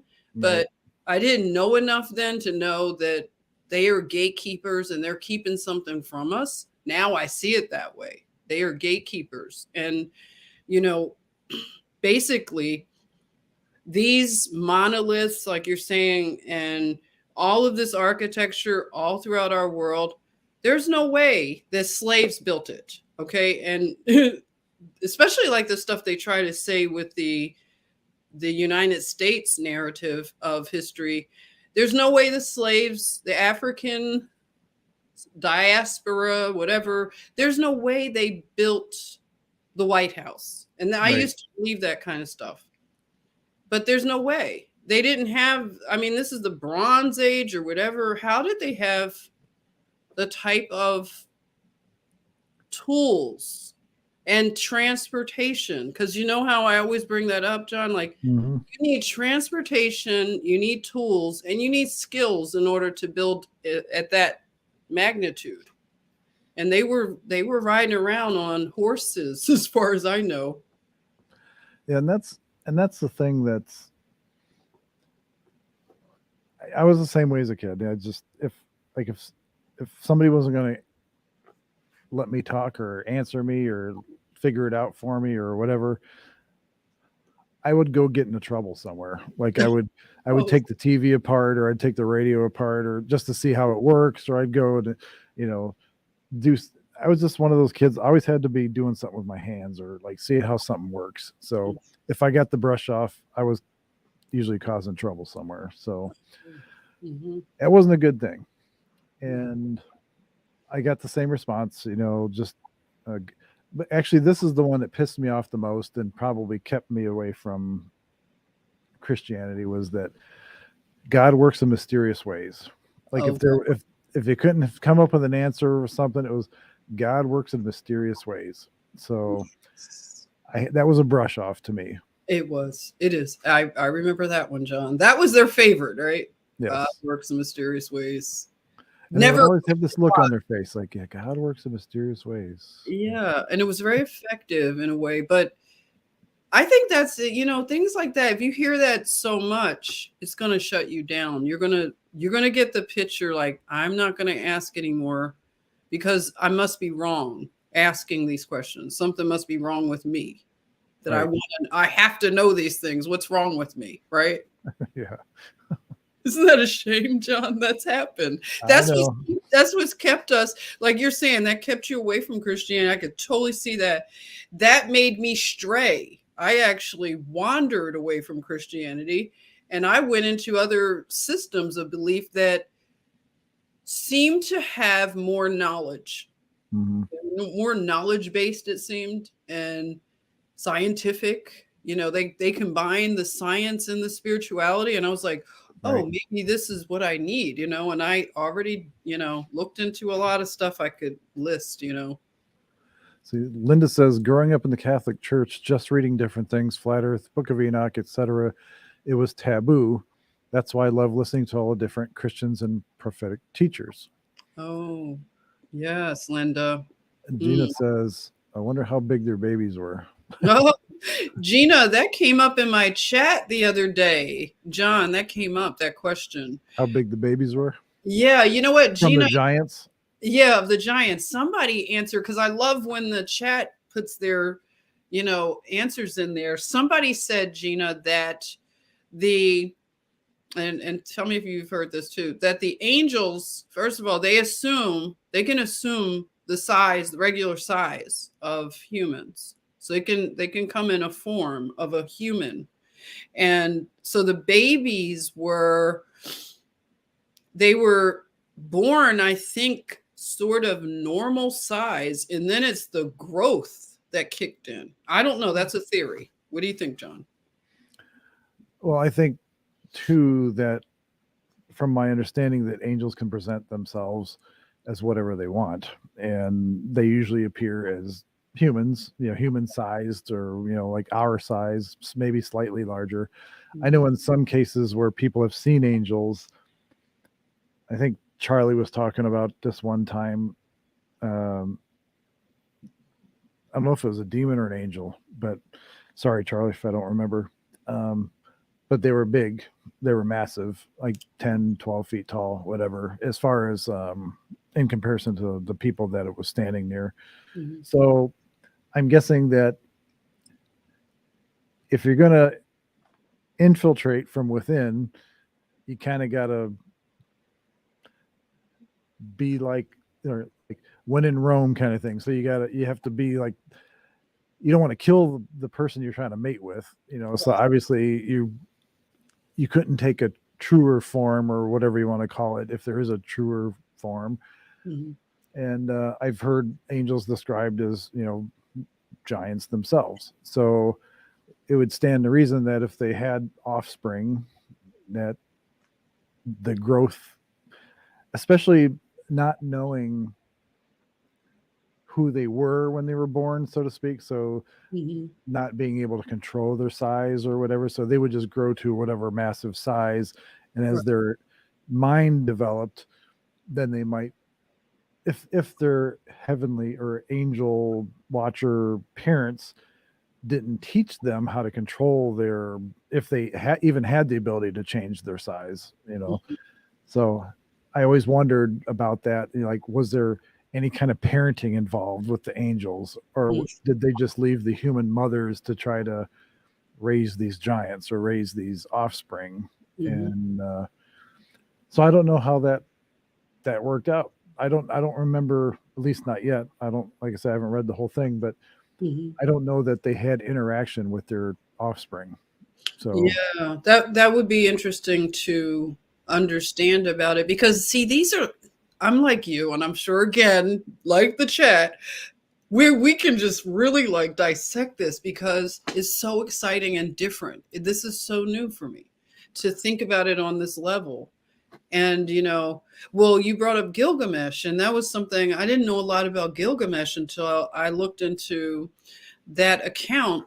And it said that Gilgamesh was part human, and they described it as his percentage of, they said, they didn't use angel, but they used whatever, like godlike or whatever. Mhm. But he had like maybe 2/3 or something was the angel part of him, and then the 1/3 was human. I could have it wrong if anybody wants to fact check me. Do you know what that was, John? Like his breakdown of. No, I don't. No, I don't. Okay, I and don't like, want to guess wrong, but I do not know. And yeah, I it just, gave his breakdown in the story of Gilgamesh, and I think it's actually in if you looked up Gilgamesh, I think even Wikipedia says what his breakdown was. But like you said earlier, Gilgamesh, like he was grabbing lions. Like the one thing I noticed, John and everybody, is that those Nephilim beings that were the offspring, they look like they were very abusive to animals. Like I've seen reliefs, art where they're just grabbing and gripping up all these. See, like Gilgamesh, look at him. Like, this is crazy. yeah, he's just holding an adult lion under his arm. And the lion doesn't look happy. No, he has his little mane there and just like holding on for dear life or Can something. you imagine? And then you see, I looked up, you see in Gilgamesh's hand, that thing that he's holding. Yeah, this thing here. I heard that that's like, they were violent. They were always beating things and like, look at that. It's crazy, right? Violent, like very, lawless, like, like you had read there, you can see the wildness and lawlessness. And Yeah, there's a lot of fake photos on the internet. I mean, of giants. Like I'm pretty sure this one's photoshopped. oh, you do? Okay. I I wondered think. when I saw some of these, like I've asked people their opinion. I was like, do you think this is real? And they're like, totally. A lot of people believe it's real. I was like, what? So they believe this is real here. So, you know, I'll have to go back and revisit that show on giants because I did a lot of research for it, Uh-huh. and Oh, I like when they do this stuff where you could see. yes. Yeah. Says these skeletal figures represent just a few giant human remains unearthed and documented in historical records, along with historical accounts of Goliath, who had three brothers as big as he. And see, I didn't know that until I read that. Mm-hmm. King of Bashan, whose bed was 13.5 feet long, and Maximinus Thrax, a Caesar of Rome. So, all right, on the far left, you got an average modern day human at 6 foot, and then a 15-foot skeleton in Turkey in the late 1950s. 8'6", the Caesar, one of the Caesars of Rome, from 235 to 238 AD. Goliath, who apparently this is the biblical Goliath, was 10'6". That was 1 Samuel 17:4. King of Bashan in Deuteronomy 3:11, so that was 1400 BC. Anyway, all the way up to 36 feet. And this was 650 BC to 640 AD. Carthaginians, I don't even know how Carthaginians, I think, uncovered two this size. An earthquake in Simorian Bosphorus uncovered one more. I'm glad, like, over time, some names got easier to pronounce and spell and that kind of stuff because people, like they do today, dumb things down and they shorten things and whatever. Mm-hmm. I guess if you were alive at the time, it would be no big deal because you're used to pronouncing phrases and words and that kind of stuff.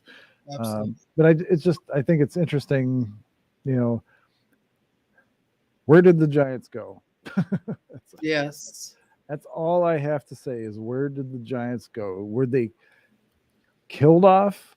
Did they die off? I mean, were they not reproductively sound kind of thing? Like, were they, like in some species, when you interbreed, you usually can't breed past 1 or 2 generations, because then they become like these weird infertile slug things, whatever. Mm-hmm. Only reason I say this because I used to breed monitor lizards. I was Oh, done wow. done a lot of writing and stuff on monitor lizards my whole life. Oh, wow. Kept them as pets and bred them, and so interbreeding with reptiles especially is a little different than humans or Mm-hmm. human like beings like chimpanzees and other things. Mm-hmm. Sometimes interbreeding with reptiles is actually encouraged because it actually strengthens a bloodline, Okay. whereas in humans it seems to do the opposite. Oh, So interesting. don't know That's why. a very interesting point you just made. You probably just unlocked some understanding in just saying that. That's why it's good to have these kind of conversations, and the fact that your background is in that specialty. Yeah, that explains a lot with the interbreeding of some of the families, like the bloodlines, like you Yeah, know. because to me, it would like if they were sinning against God because they took human wives, Mhm. and the resulting offspring were giants. So would they need other giants to keep perpetuating? Hmm. Could they still breed with humans? Or were they doomed from the beginning because they were not supposed to do it in the first place? Right, right. So, and then they maybe just died off. I don't know. Uh-huh. Um, Hmm. but I can imagine early man too, or people living in these times, Hmm. especially if you had giants eating people. Hmm. I would think that would piss some people off, and you would have some hunting parties, that would go out and probably want to do some damage to some of these Right. mean old human eating giants. Yeah. That's right. Or actually, Gina, that's actually, thank you. That's actually a good point. Or killed by the flood. Exactly, Gina. That was the answer to the giant problem. Like they were such a problem, and like I didn't realize this, John, but a lot of those tribes that we heard about, like the something ites, the Jebusites, the ites, all those ites. Right. Said a lot of those were giant tribes. I was like, oh my, no wonder they were so nasty, like the Jebusites and the Like the Canaanites, which I think were like from the bloodline of Cain, like uh-huh. Cain and Abel. I think that's why they were called Canaanites or whatever it's called. But yeah, that's a whole nother. I've seen like Trey Smith go down that rabbit hole with the bloodlines with Cain and Abel, and and all these other and just it's interesting stuff. Hmm. Um, but thinking about the Book of Enoch and the time period that it represents, Hmm. um, I mean, we're really going on faith that these accounts are accurate, and it's not like we had social media or anything back then, or any kind of way to document things other than writing things down. And so you're basically you're taking it that these people wrote the truth, and hoping that this wasn't somebody's like idea of a modern novel, like a fictional work of fiction or something like that. Like, were people writing works of fiction back then? Were they writing like what we would consider novels today, and fantasy or science fiction to them or whatever?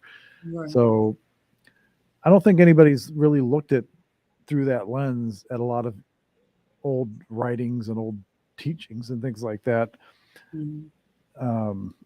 Because I don't know when like modern fiction or the idea of fiction came about, like in writing. I Mhm. don't know where that started. That might be something. If anybody knows, you can put it in the comments or throw it in the chat if you know. But that would be interesting to know. Yeah. Well, from what I know about the Epic of Gilgamesh, that was in the in the Akkadian. So that Mesopotamian civilization had epics or whatever they call that an epic. Yeah, like But Homer's Odyssey. oh yeah, Homer's Odyssey and things like that. I think that from what I'm starting to understand, I want to give it more thought, is that these ancient civilizations, they had, once they started the writing process and documenting, this was a way to transmit messages. So stories were the best way they did it. And so they told these stories that they transmitted down through generations, like, how we know of fairy tales and things like that. So Right. I think they did like tell stories in a way to, you have to tell a child maybe a story in a certain way to transmit information. So I think they did some of that way back. Yeah, that's true. I mean, and thank you, Becky. She put, with the L's, you divide and get 66.66667, which is 67 feet. Oh wow. So Oh wow. Thank you. that's a big mamma jamma. That really is. Oh my. But yes, so sometimes again when I do a little research or when I read things, I don't know when I have to take something with a grain of salt, because I don't know if it's being presented as a work of fiction, or if it was written as a narrative, like you said, to like a younger generation to try to get a point across or something, or to get a concept across. And so I try to be careful with that, but I also, my little inner bullshitometer, I guess, and Mhm. my little discernment meter and my gut Mhm. tell me a lot of times that I should keep reading, because I like, this is legit. This is, this is a something worthy of doing a little more research on, and it's not something that's BS. And that's kind of how I feel about the Book of Enoch. And I feel it's worthy of pursuing and reading and trying to interpret and getting that first interpretation, that raw interpretation, like what my real first reaction is, without having seen a video on it or heard somebody else talk about it or whatever. And that's kind of why I tried to shield myself a little bit before Uh-huh. doing this series, was because I wanted like just raw reactions Mhm. and raw interpretations, and I think that's a lot more fun. Mhm. I agree. So let's see, what did Do you want me to pick up oh where we? yeah, Well, um I think was it 7 or 8? Let's see. Oh, 8. so. Oh yeah, 8. Okay, 8 is moreover. Oh, here's the name Azazel. Like I said, they spell it different here. Azazel. Okay, so moreover, Azazel as a. Does that sound right? How I'm saying it, Azazel? The way it's spelled on here, it's Azazel, and I don't know what, because I know umlauts like make something short, but these Mhm. don't look like umlauts, so I have to kind of look what they're supposed to do to accent. But on here, it's, to me, it looks like Azazel. Okay, Azazel. Okay, so moreover, Azazel taught men to make swords, knives, shields, breastplates, the fabrication of mirrors, and the workmanship of bracelets and ornaments, the Hmm. use of paint, the beautifying of the eyebrows, the use of stones of every valuable and select kind, and all sorts of dyes, so that the world became altered. Impiety increased, fornication multiplied, and they transgressed and corrupted all their ways. Amazarach taught all sorcerers and dividers of roots. Armors taught the solution of sorcery. Barkael taught the observers of the stars. Akibael taught science. Tamiel taught astronomy. And Asaradel taught the motion of the moon. And men became destroyed, cried out, and their voice reached to heaven. Whoa. Yeah, that's different than this version. Oh, is it really? Yeah. So good. Now tell me, how much different did it seem? Well, I'll read this. It's 8, right? Yeah, 6, 7, 8. So, Yeah, 8. and Azazel taught men to make swords, knives, and shields and breastplates, and that's where it stops. Is the similarity or the sameness? Oh, I see. Okay. And made known to them the metals of the earth. And I think in yours it says, in the Ethiopian it says something about jewelry. I mean, it says something else. Not metals though. No. And the art of working them, and bracelets and ornaments, and the use of antimony, and the beautifying of the eyelids, and all kinds of costly stones, and all coloring tinctures.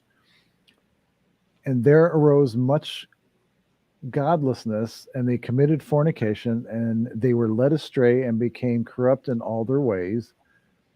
Semjaza taught enchantments and root cuttings. Amaros, the resolving of enchantments. Barakajal taught astrology. Kokabel, the constellations. Ezekiel, the knowledge of the clouds. Erikiel, the signs of the earth. Shamsiel, the signs of the sun. And Seriel, the course of the moon. And as men perished, they cried, and their cry went up to heaven. So I see. That's a little bit different. It is. Oh, interesting. So I'm wondering, let's see, this was in 1917. I'm wondering when the Ethiopians adopted it into their canon, into their Bible. And that's interesting. But I think the concept's the same, is that these watchers, these angels, taught them these abilities, these things that they could do to improve their lives. And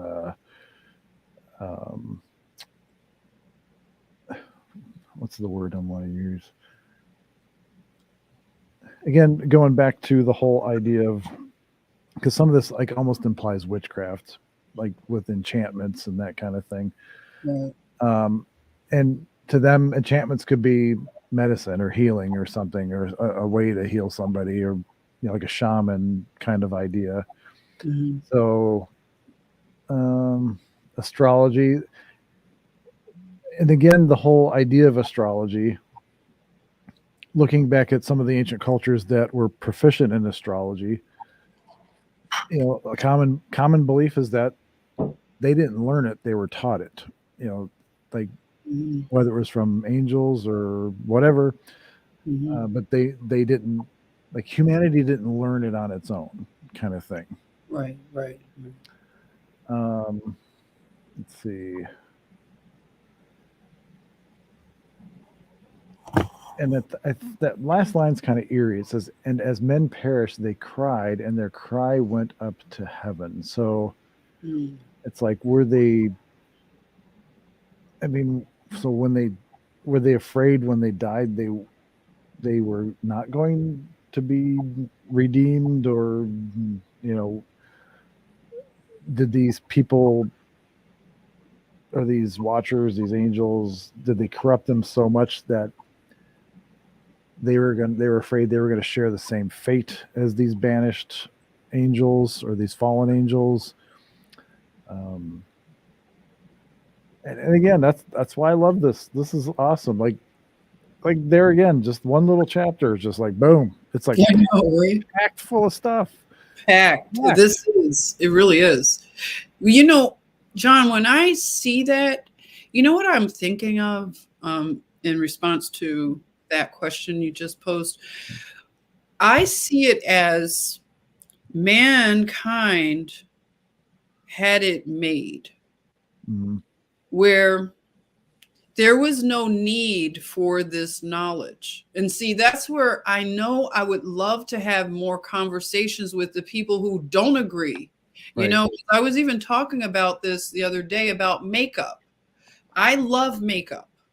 I'm not going to even act like I love to play in makeup. Okay. It's just like so fun to go to a makeup store and see all those colors, and I'm creative.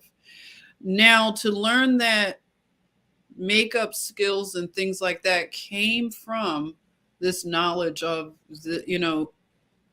these angels who knew these ways to get mankind to, of course, it always goes back to sex. Like that Right. is one of the worst like ways to degrade humankind, is like that's where it always leads.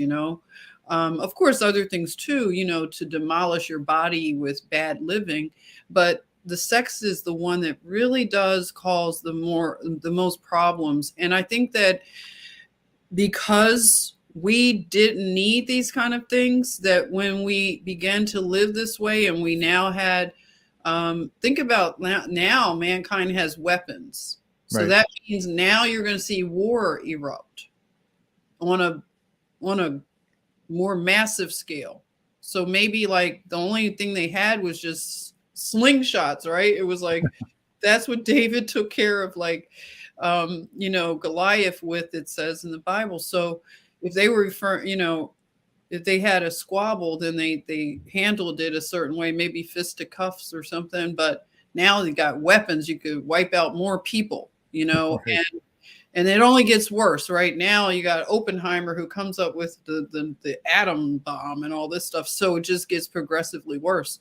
And I think that's what it means about the crying out. Is like, look at what we've done to ourselves. We have created these problems now, invited all these problems. You know what fornication brings into a life to destroy it. And it's never a good retirement plan in this kind of stuff, right? And it kind of, that's an awesome point, because it kind of goes back to what we were talking about before, about the whole possible lack of parenting kind of thing, like from the actual angels, or the fathers of these children. Maybe some of this lamenting was like modern society, and we have a lot of, in certain communities we have a lot of single parent families, and Right. and look at the lamenting that goes on in those communities, in those areas, and with those people. Again, I'm reaching here, so sorry, people. Coming to the realization, like you said, that this isn't how it's supposed to be, or like we weren't meant for this kind of thing, and realizing that that they've kind of broken God's law, so to speak, and they're not in favor. And I think this next chapter kind of talks about that. Just chapter 9. I just kind of looked at the first couple lines, and it kind of, because it mentions angels that we are familiar with here too. Oh, good. It says, and then Michael, which we all know Michael, Uriel, Raphael, and Gabriel, those are like the archangels, like talking about the hierarchy of the angels. They would be at the top. And Gabriel looked down from heaven and saw much blood being shed upon the earth, and all lawlessness being wrought upon the earth. And they said one to another, the earth made without inhabitant cries. Hold on, let's see here. The earth made without inhabitant cries the voice of their crying up to the gates of heaven. And now to you, the holy ones of heaven, the souls of men make their suit, saying, bring our cause before the Most High. So that kind of ties in with what you're just talking about. It's like, okay, we know we messed up. So can Michael and Gabriel, can all you guys kind of go to bat for us with God? Oh. That's kind of how I read that anyway. Mm-hmm. And they said to the Lord of ages, Lord of lords, God of gods, King of kings, and God of the ages, The throne of thy glory standeth unto all the generations of the ages, and thy name holy and glorious and blessed unto all the ages. They like using, they like repeating things. Mm. Thou hast made all things, and power over all things hast thou, and all things are naked and open in thy sight. So basically, it's like, well, yeah, even though you did all this stuff and you weren't supposed to do it, and you tried to hide it, God sees everything anyway. So, like, you don't need these people to stand in for you because God's already seen it. You just, Mm-hmm. I guess that's how I interpret that. Um, and thou seest all things, and nothing can hide itself from thee. Thou seest what Azazel hath done, who hath taught all unrighteousness on earth, and revealed the eternal secrets which were preserved in heaven, which men were striving to learn. And we could even go back to the Garden of Eden and like the tree of knowledge and or that kind of thing. Like mankind was not supposed to have that knowledge, and angels being who they are were imparting this knowledge onto people. Like the whole, like you said, the teaching of the metalworking and the makeup and all this sexual stuff. And let's see, and Samjaza, to whom thou hast given authority to bear rule over his associates, and they have gone to the daughters of men upon the earth, and have slept with the women, and have defiled themselves, and revealed to them all kinds of sins. And the women have borne giants, and the whole earth has thereby been filled with blood and unrighteousness. And now behold the souls of those who have died, and crying and making their suit to the gates of heaven, and their lamentations have ascended, and cannot cease because of the lawless deeds which were wrought on the earth.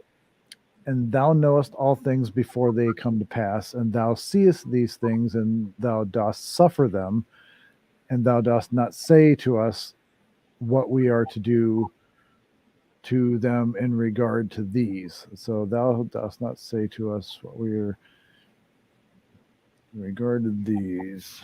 So I don't know if that means he shouldn't have to say what you have to do to redeem yourselves. I don't know, but this chapter kind of, to me, says that, okay, now that all this happened, you guys went down there, defiled yourselves, had babies with human women.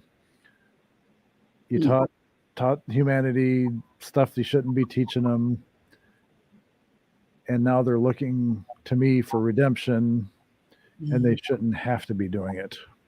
Oh. I don't know. That's a good, yeah, that's a good interpretation of that. Wow.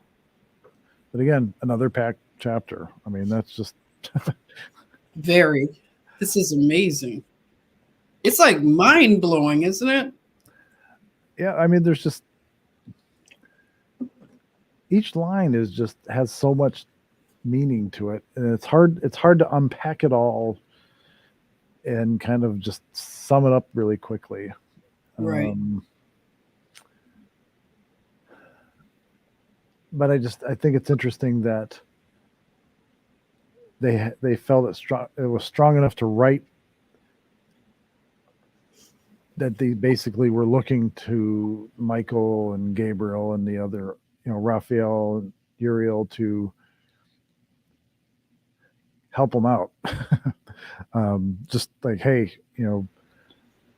we're sorry, we'll clean dishes for a week or something, but can you maybe talk to the big guy for us?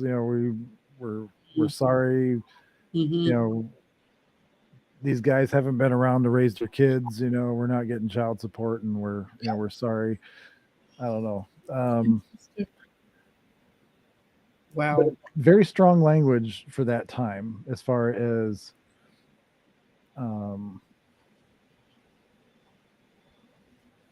it's. I mean, it's almost. what's the word I'm trying to think of here? Again, we're still in the whole even though each chapter is a little bit different, they all seem to still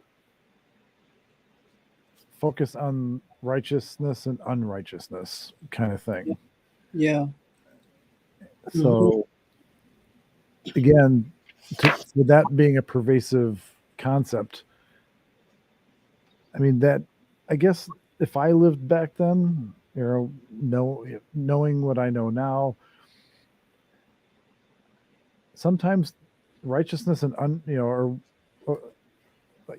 like it's the only thing you have. Like it's the only way to show that you're a good person, or a good, like, that you've lived a good life, or it's like you don't have like a stock portfolio or like retirement homes and that kind of thing.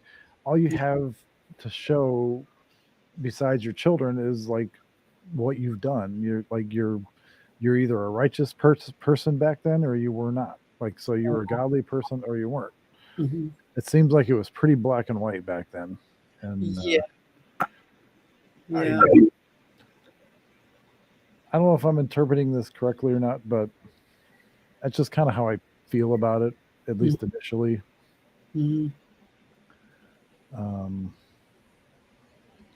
Wow. I don't know. This is amazing. Yeah. So like you're saying, like these watchers realize, like it seems like they did have a conscience to know that they had crossed the line, and maybe some of them regretted it. Whereas, is that what you mean? Like, is that what? Yeah, like, because if you think about it as a society, or as societies evolve or grow or whatever, I would think that this is the growing pains of a modern society, or like a society that is trying to figure itself out, so to speak, and find its footing or find its way.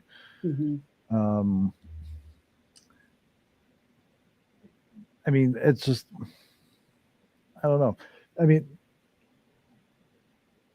and Gina says, and they had no savior back then. That's true. Yeah. I don't know. I have to think about that one. So let's do this. Let's do that. Wow, chapter 10 is a big one. All right, so let's do chapter 10. And we'll end with that one. Okay. We'll try to keep these around 2 hours, I guess, and then so people don't, at least the people I normally watch this show anyway, I don't know if they're good for 2.5 hours or 3 hours or whatever. Okay. But just for those of you that are watching and that were wondering why the show hasn't been on for a while, Joe's decided to take a sabbatical hiatus, whatever you want to call it, from a lot of things, not just this show, but like from his Telegram channel and that kind of stuff. And so going forward, this show will be on every Monday at 6:00. And that's kind of what I wanted from the beginning. I wanted to have like a regular, because this kind of stuff, or these kind of shows, I'm a lot more passionate about, next to the one I do with Charlie and stuff. But so keep that in mind. So if something happens and you don't see something or whatever, it's always Monday at 6:00. So just keep that in mind. And we'll try to keep them around 2 hours or so, and that way, because there's a lot to cover in this book. So, and there's no sense in trying to cover it obviously all tonight, because it's a big book. So the intention was having multiple, like a series. So as many as we need, we'll do. And so we'll finish with chapter 10. And then next week we'll gather our little cliff notes that we can find, or our little cheat sheets for the chapters, and so we can kind of go by what other people have already kind of thought and interpreted, and then maybe give our interpretations and see if they kind of jive or if they're different. Okay. Sounds good. Like that. So, chapter 10, take it away. Okay, chapter 10, Enoch 10. Then the Most High, the great and holy one, spoke and sent Arsaea Lawlier. See, hold on right there. See, in this version it says Uriel. Oh, Uriel, really? Yeah, which is one of the, in the previous chapters, archangels. Oh, is it? See, this is what I want to see. Like, because we're talking about versions. So it says Arsaea Yala'ur to the son of Lamech, saying, say to him in my name, conceal yourself. Then explain to him the consummation which is about to take place, for all the earth shall perish. The waters of deluge shall come over the whole earth, and all things which are in it shall be destroyed. And now teach him how he may escape, and how his seed may remain in all the earth. Again, Jah said to Raphael, bind Azazel hand and foot, cast him into darkness, and opening the desert which is in Dudael, cast him there. Throw upon him hurled and pointed stones, covering him with darkness. There shall he remain forever. Cover his face, that he may not see the light. And in the great day of judgment, let him be cast into fire. Restore the earth, which the angels have corrupted, and announce life to it, that it may revive it. All the sons of men shall not perish in consequence of every secret by which the watchers have destroyed, and which they have taught their offspring. All the earth has been corrupted by the effects of the teaching of Azazel. To him, therefore, ascribe the whole crime. To Gabriel also Jah said, go to the bidders, to the reprobates, to the children of fornication, and destroy the children of fornication, the offspring of the watchers from among men. Bring them forth and excite them one against another. Let them perish by mutual slaughter, for length of days shall not be theirs. They shall all entreat you, but their fathers shall not obtain their wishes respecting them. For they shall hope for eternal life, and that they may live, each of them, 500 years. To Michael likewise Jah said, go and announce his crime to Samyaza and to the others who are with him, who have been associated with women, that they might be polluted with all their impurity. And when all their sons shall be slain, when they shall see the perdition of their beloved, bind them for 70 generations underneath the earth, even to the day of judgment and of consummation until the judgment, the effect of which will last forever be completed.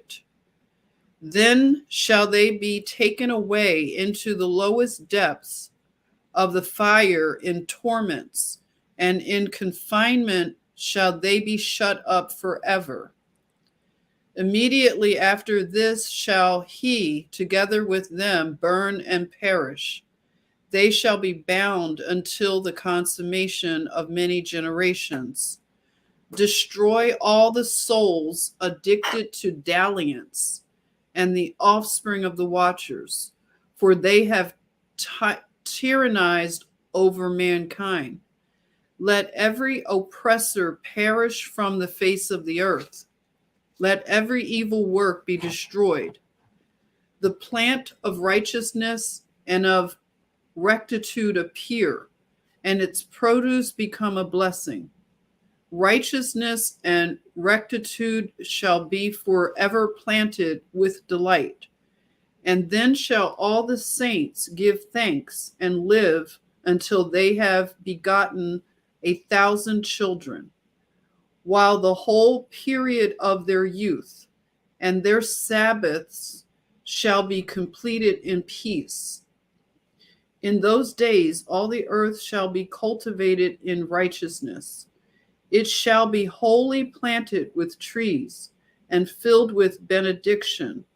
Every tree of delight shall be planted in it.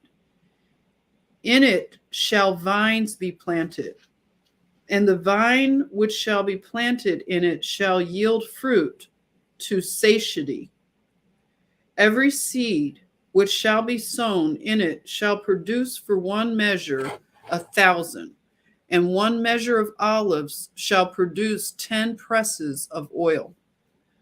Purify the earth from all oppression, from all injustice, from all crime, from all impiety, and from all the pollution which is committed upon it. Exterminate them from the earth. Then shall all the children of men be righteous, and all nations shall pay me divine honors and bless me, and all shall adore me. The earth shall be cleansed from all corruption, from every crime, from all punishment, and from all suffering. Neither will I again send a deluge upon it from generation to generation forever. In those days I will open the treasures of blessing which are in heaven, that I may cause them to descend upon earth and upon all the works and labor of man. Peace and equity shall associate with the sons of men all the days of the world in every generation of it. Whoa. Jeez. I just want to say amen. Like, that's a hallelujah right there. That has answered every question for me. I'm like, okay, I want to see all this happen. And that had the same basic reading as this, but there was a lot of things that were different as far as Really? So you picked up a lot of different names again too? Yeah, like in the very beginning. Oh yeah, you said that name. Then said the Most High, the Holy and Great One spake and sent Uriel, which is again an archangel, to the son of Lamech, and said to him, "Go to Noah," which wasn't in that version, "and tell him in my name, hide thyself, and reveal to him the end that is approaching, that the whole earth will be destroyed, and a deluge is about to come upon the whole earth and will destroy all that is on it." So if Enoch is the great grandfather of Noah, this would have to imply that Noah was alive at this time to be able to tell Enoch to go say, "All right, buddy, you need to start preparing because the earth's going to get wiped out." Right. Yeah. Let's see. Okay, so I see, John, where it says on this one, it says to the son of Lamech. So that is Noah, the son of Lamech. Yeah. I should write that in my version here so I know. Yeah, that's Noah they're referring to. But the Uriel, maybe they have different names in, say, the Ethiopian, like the cup. Yep. Let's see. That's interesting. I'm glad we did this because I was curious how this one read compared to What would your thinking be? It's still the same, it still says the same thing. Right. Basically. Okay. It's a warning and a way to redeem yourself. Okay. Kind of thing. And the concept of eliminating all the uncleanliness, all the you know, all the bad stuff, all the black goo, all the everything that God disapproves of. And the fact that they bound Azazel and cast, and here it says cast him into darkness, Wow. and make an opening in the desert, which is Dudael, and cast him therein. Mm. So a different rabbit hole, and I've talked about this on another show. Mm-hmm. I always thought on if the fallen angels were cast out on earth, and you know, whether it was Azazel, Satan, anybody that was cast out and bound underground or under the earth, Mm-hmm. for whatever reason, I always had the idea or that possibly, I wonder if that's why Antarctica is so protected. I That's wonder if that's where they're like Azazel and all his cronies and mm-hmm. are still having an effect on certain people of the earth, the people that are trying, obviously, like the new world order kind of people. And Mm-hmm. Mm-hmm. because if you think about it, a lot of people that probably shouldn't be going to Antarctica have visited Antarctica in Right. the not too recent future or past, I should say. Mm-hmm. You know, like John Kerry and others, for example. And Right. you had the whole idea of Hitler going down there at World War II, and you had General Admiral Byrd going down there and encountering. He actually describes what I think is like angels, like what would be a typical description of an angel, Mm-hmm. depending on what form they take, you know. But Right. General Admiral Byrd describes a race of beings that Mm-hmm. live in Antarctica that very much sound like either the fallen angels or whoever they are. They made it clear they were a lot older, like they're some of the original inhabitants of the earth, kind of thing, or like they've been there a lot longer than people have, so to speak. Mm-hmm. So when I read this in Enoch, it kind of, in my mind, kind of ties some of the areas of the earth and lack of knowledge that we have as a society that we've kind of been that's kind of been kept from us, Mm-hmm. you know. So I always have this thing with Antarctica and some of this, Mm-hmm. only because in the past Antarctica wasn't always covered in ice, and if you kind of believe sort of in the hollow earth theory a little bit, you know, there's a lot of areas in Antarctica that, you know, it's just, there's just too many questions. Like in my mind, there's just too many questions Mm-hmm. to leave that unexplored, and there's too many people that don't want people to be in Antarctica Yeah. to, you know, it's like, to me that kind of rings bells or like raises flags. And Definitely. um I just think that, like, and again, this was a massive dump, you know, like this information was just like boom. Oh, it's so much. I'm gonna be reading this again, John, because this this was really like it explains a lot of like I think we all cry in our heart, like all those that want to see this earth be turned over to God, like totally. I know he's in charge of everything, but I know like this system of things, you know. Yes. Yeah, Gina, to have 1,000 years of peace, like finally, you know, for the earth to rest from all this crime, you know, and bloodshed. Like imagine one day when no one is murdered in this entire earth. I can't even imagine the type Yes. of peace. And like verse 17 on, it describes kind of what we're talking about a little bit, like, okay, there's some good stuff coming, like, Yeah. and then shall all the righteous escape and shall live till they beget thousands of children, I'm guessing generations. And all the days of their youth and their old age shall they complete in peace. Wow. So the people that escaped the flood, that, the righteous,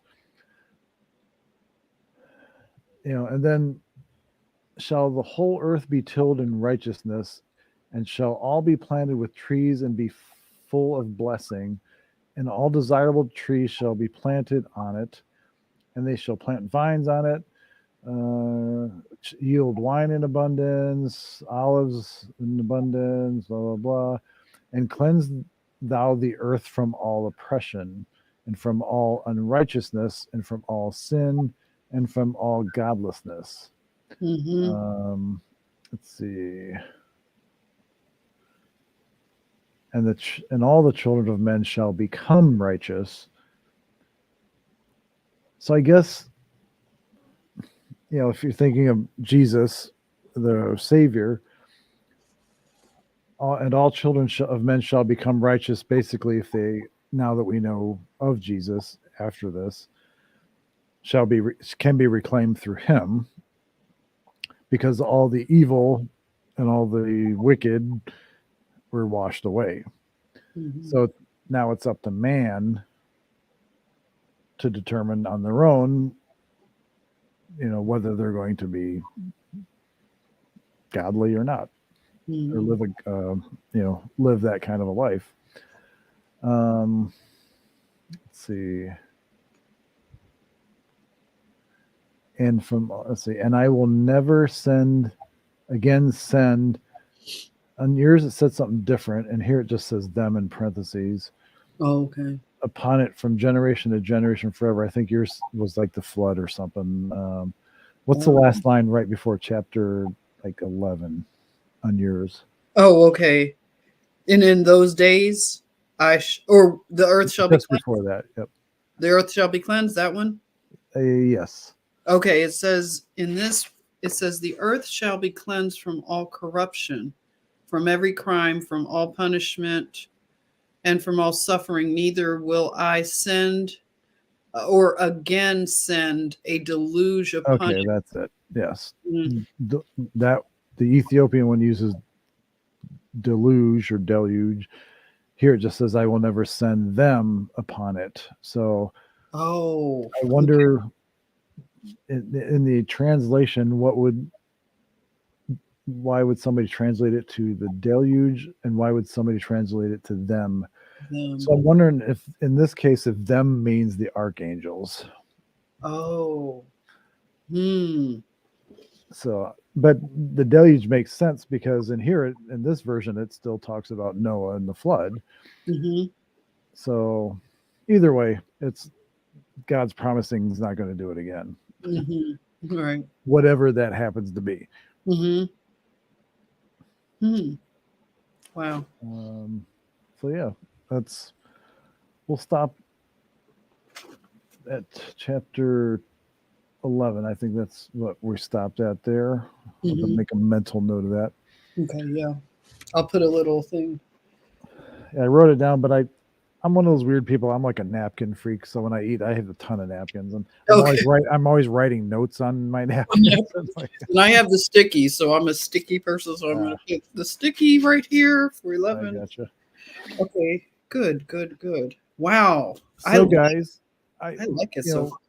Jennifer, I would appreciate your feedback. So yes, even after this is over and you're watching in the future, please, comment, and do you like the way we're doing it? I mean, next week we are going to do a little different. We're going to have kind of the interpretation at hand already, and then we're just going to basically compare interpretations, like if we agree with that particular interpretation. Okay. Sure. So if you like the way that's going, or like the way this is going, let us know. There's no right or wrong answer. You're not going to offend me or anything. So, because this is about you. You're the ones watching, and I want it, to be enjoyable for everybody watching. So, definitely. What else? I'll put Jennifer's information as well. So Okay. Do you have a regular schedule for your other shows, or just kind of whenever you feel like it? Well, I'd love to have them on a regular schedule. I'm trying to get to that point where I can.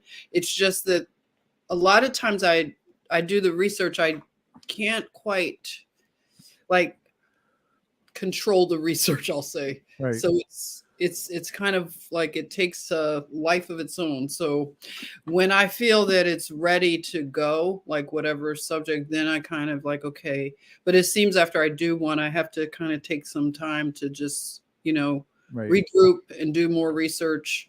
Yeah. So I want to get it though to a regular schedule if I can do that. I just don't want to like promise people, okay, I'll do it. And then I like have more to research because that's what's Right. happened to me. I think, oh, I could present this now. And then something, God says, not quite. You've Right. more to look into. Delana says, "Thank you for sharing this. I have the book but haven't read it yet, and this got me interested enough to read it." Oh, there you go. Oh, very nice. Oh, speaking of books, can I just say this, John? Yeah. If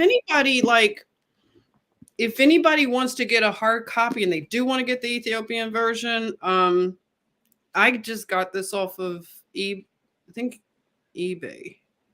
You can just check, like if you look at the Ethiopian, this is the one that I have. If you're interested in it, it wasn't hard to get it, and it arrived pretty quickly too. So just And there are a few PDF versions of this version as well.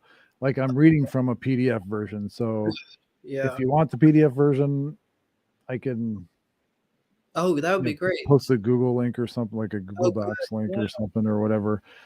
Mhm. But again, this version is kind of the more modern version. Oh, Like nice. Okay. people seem to push this a lot on some of the shows that I watch and that kind of stuff. But Oh, good. they're all kind of obviously going to be very similar.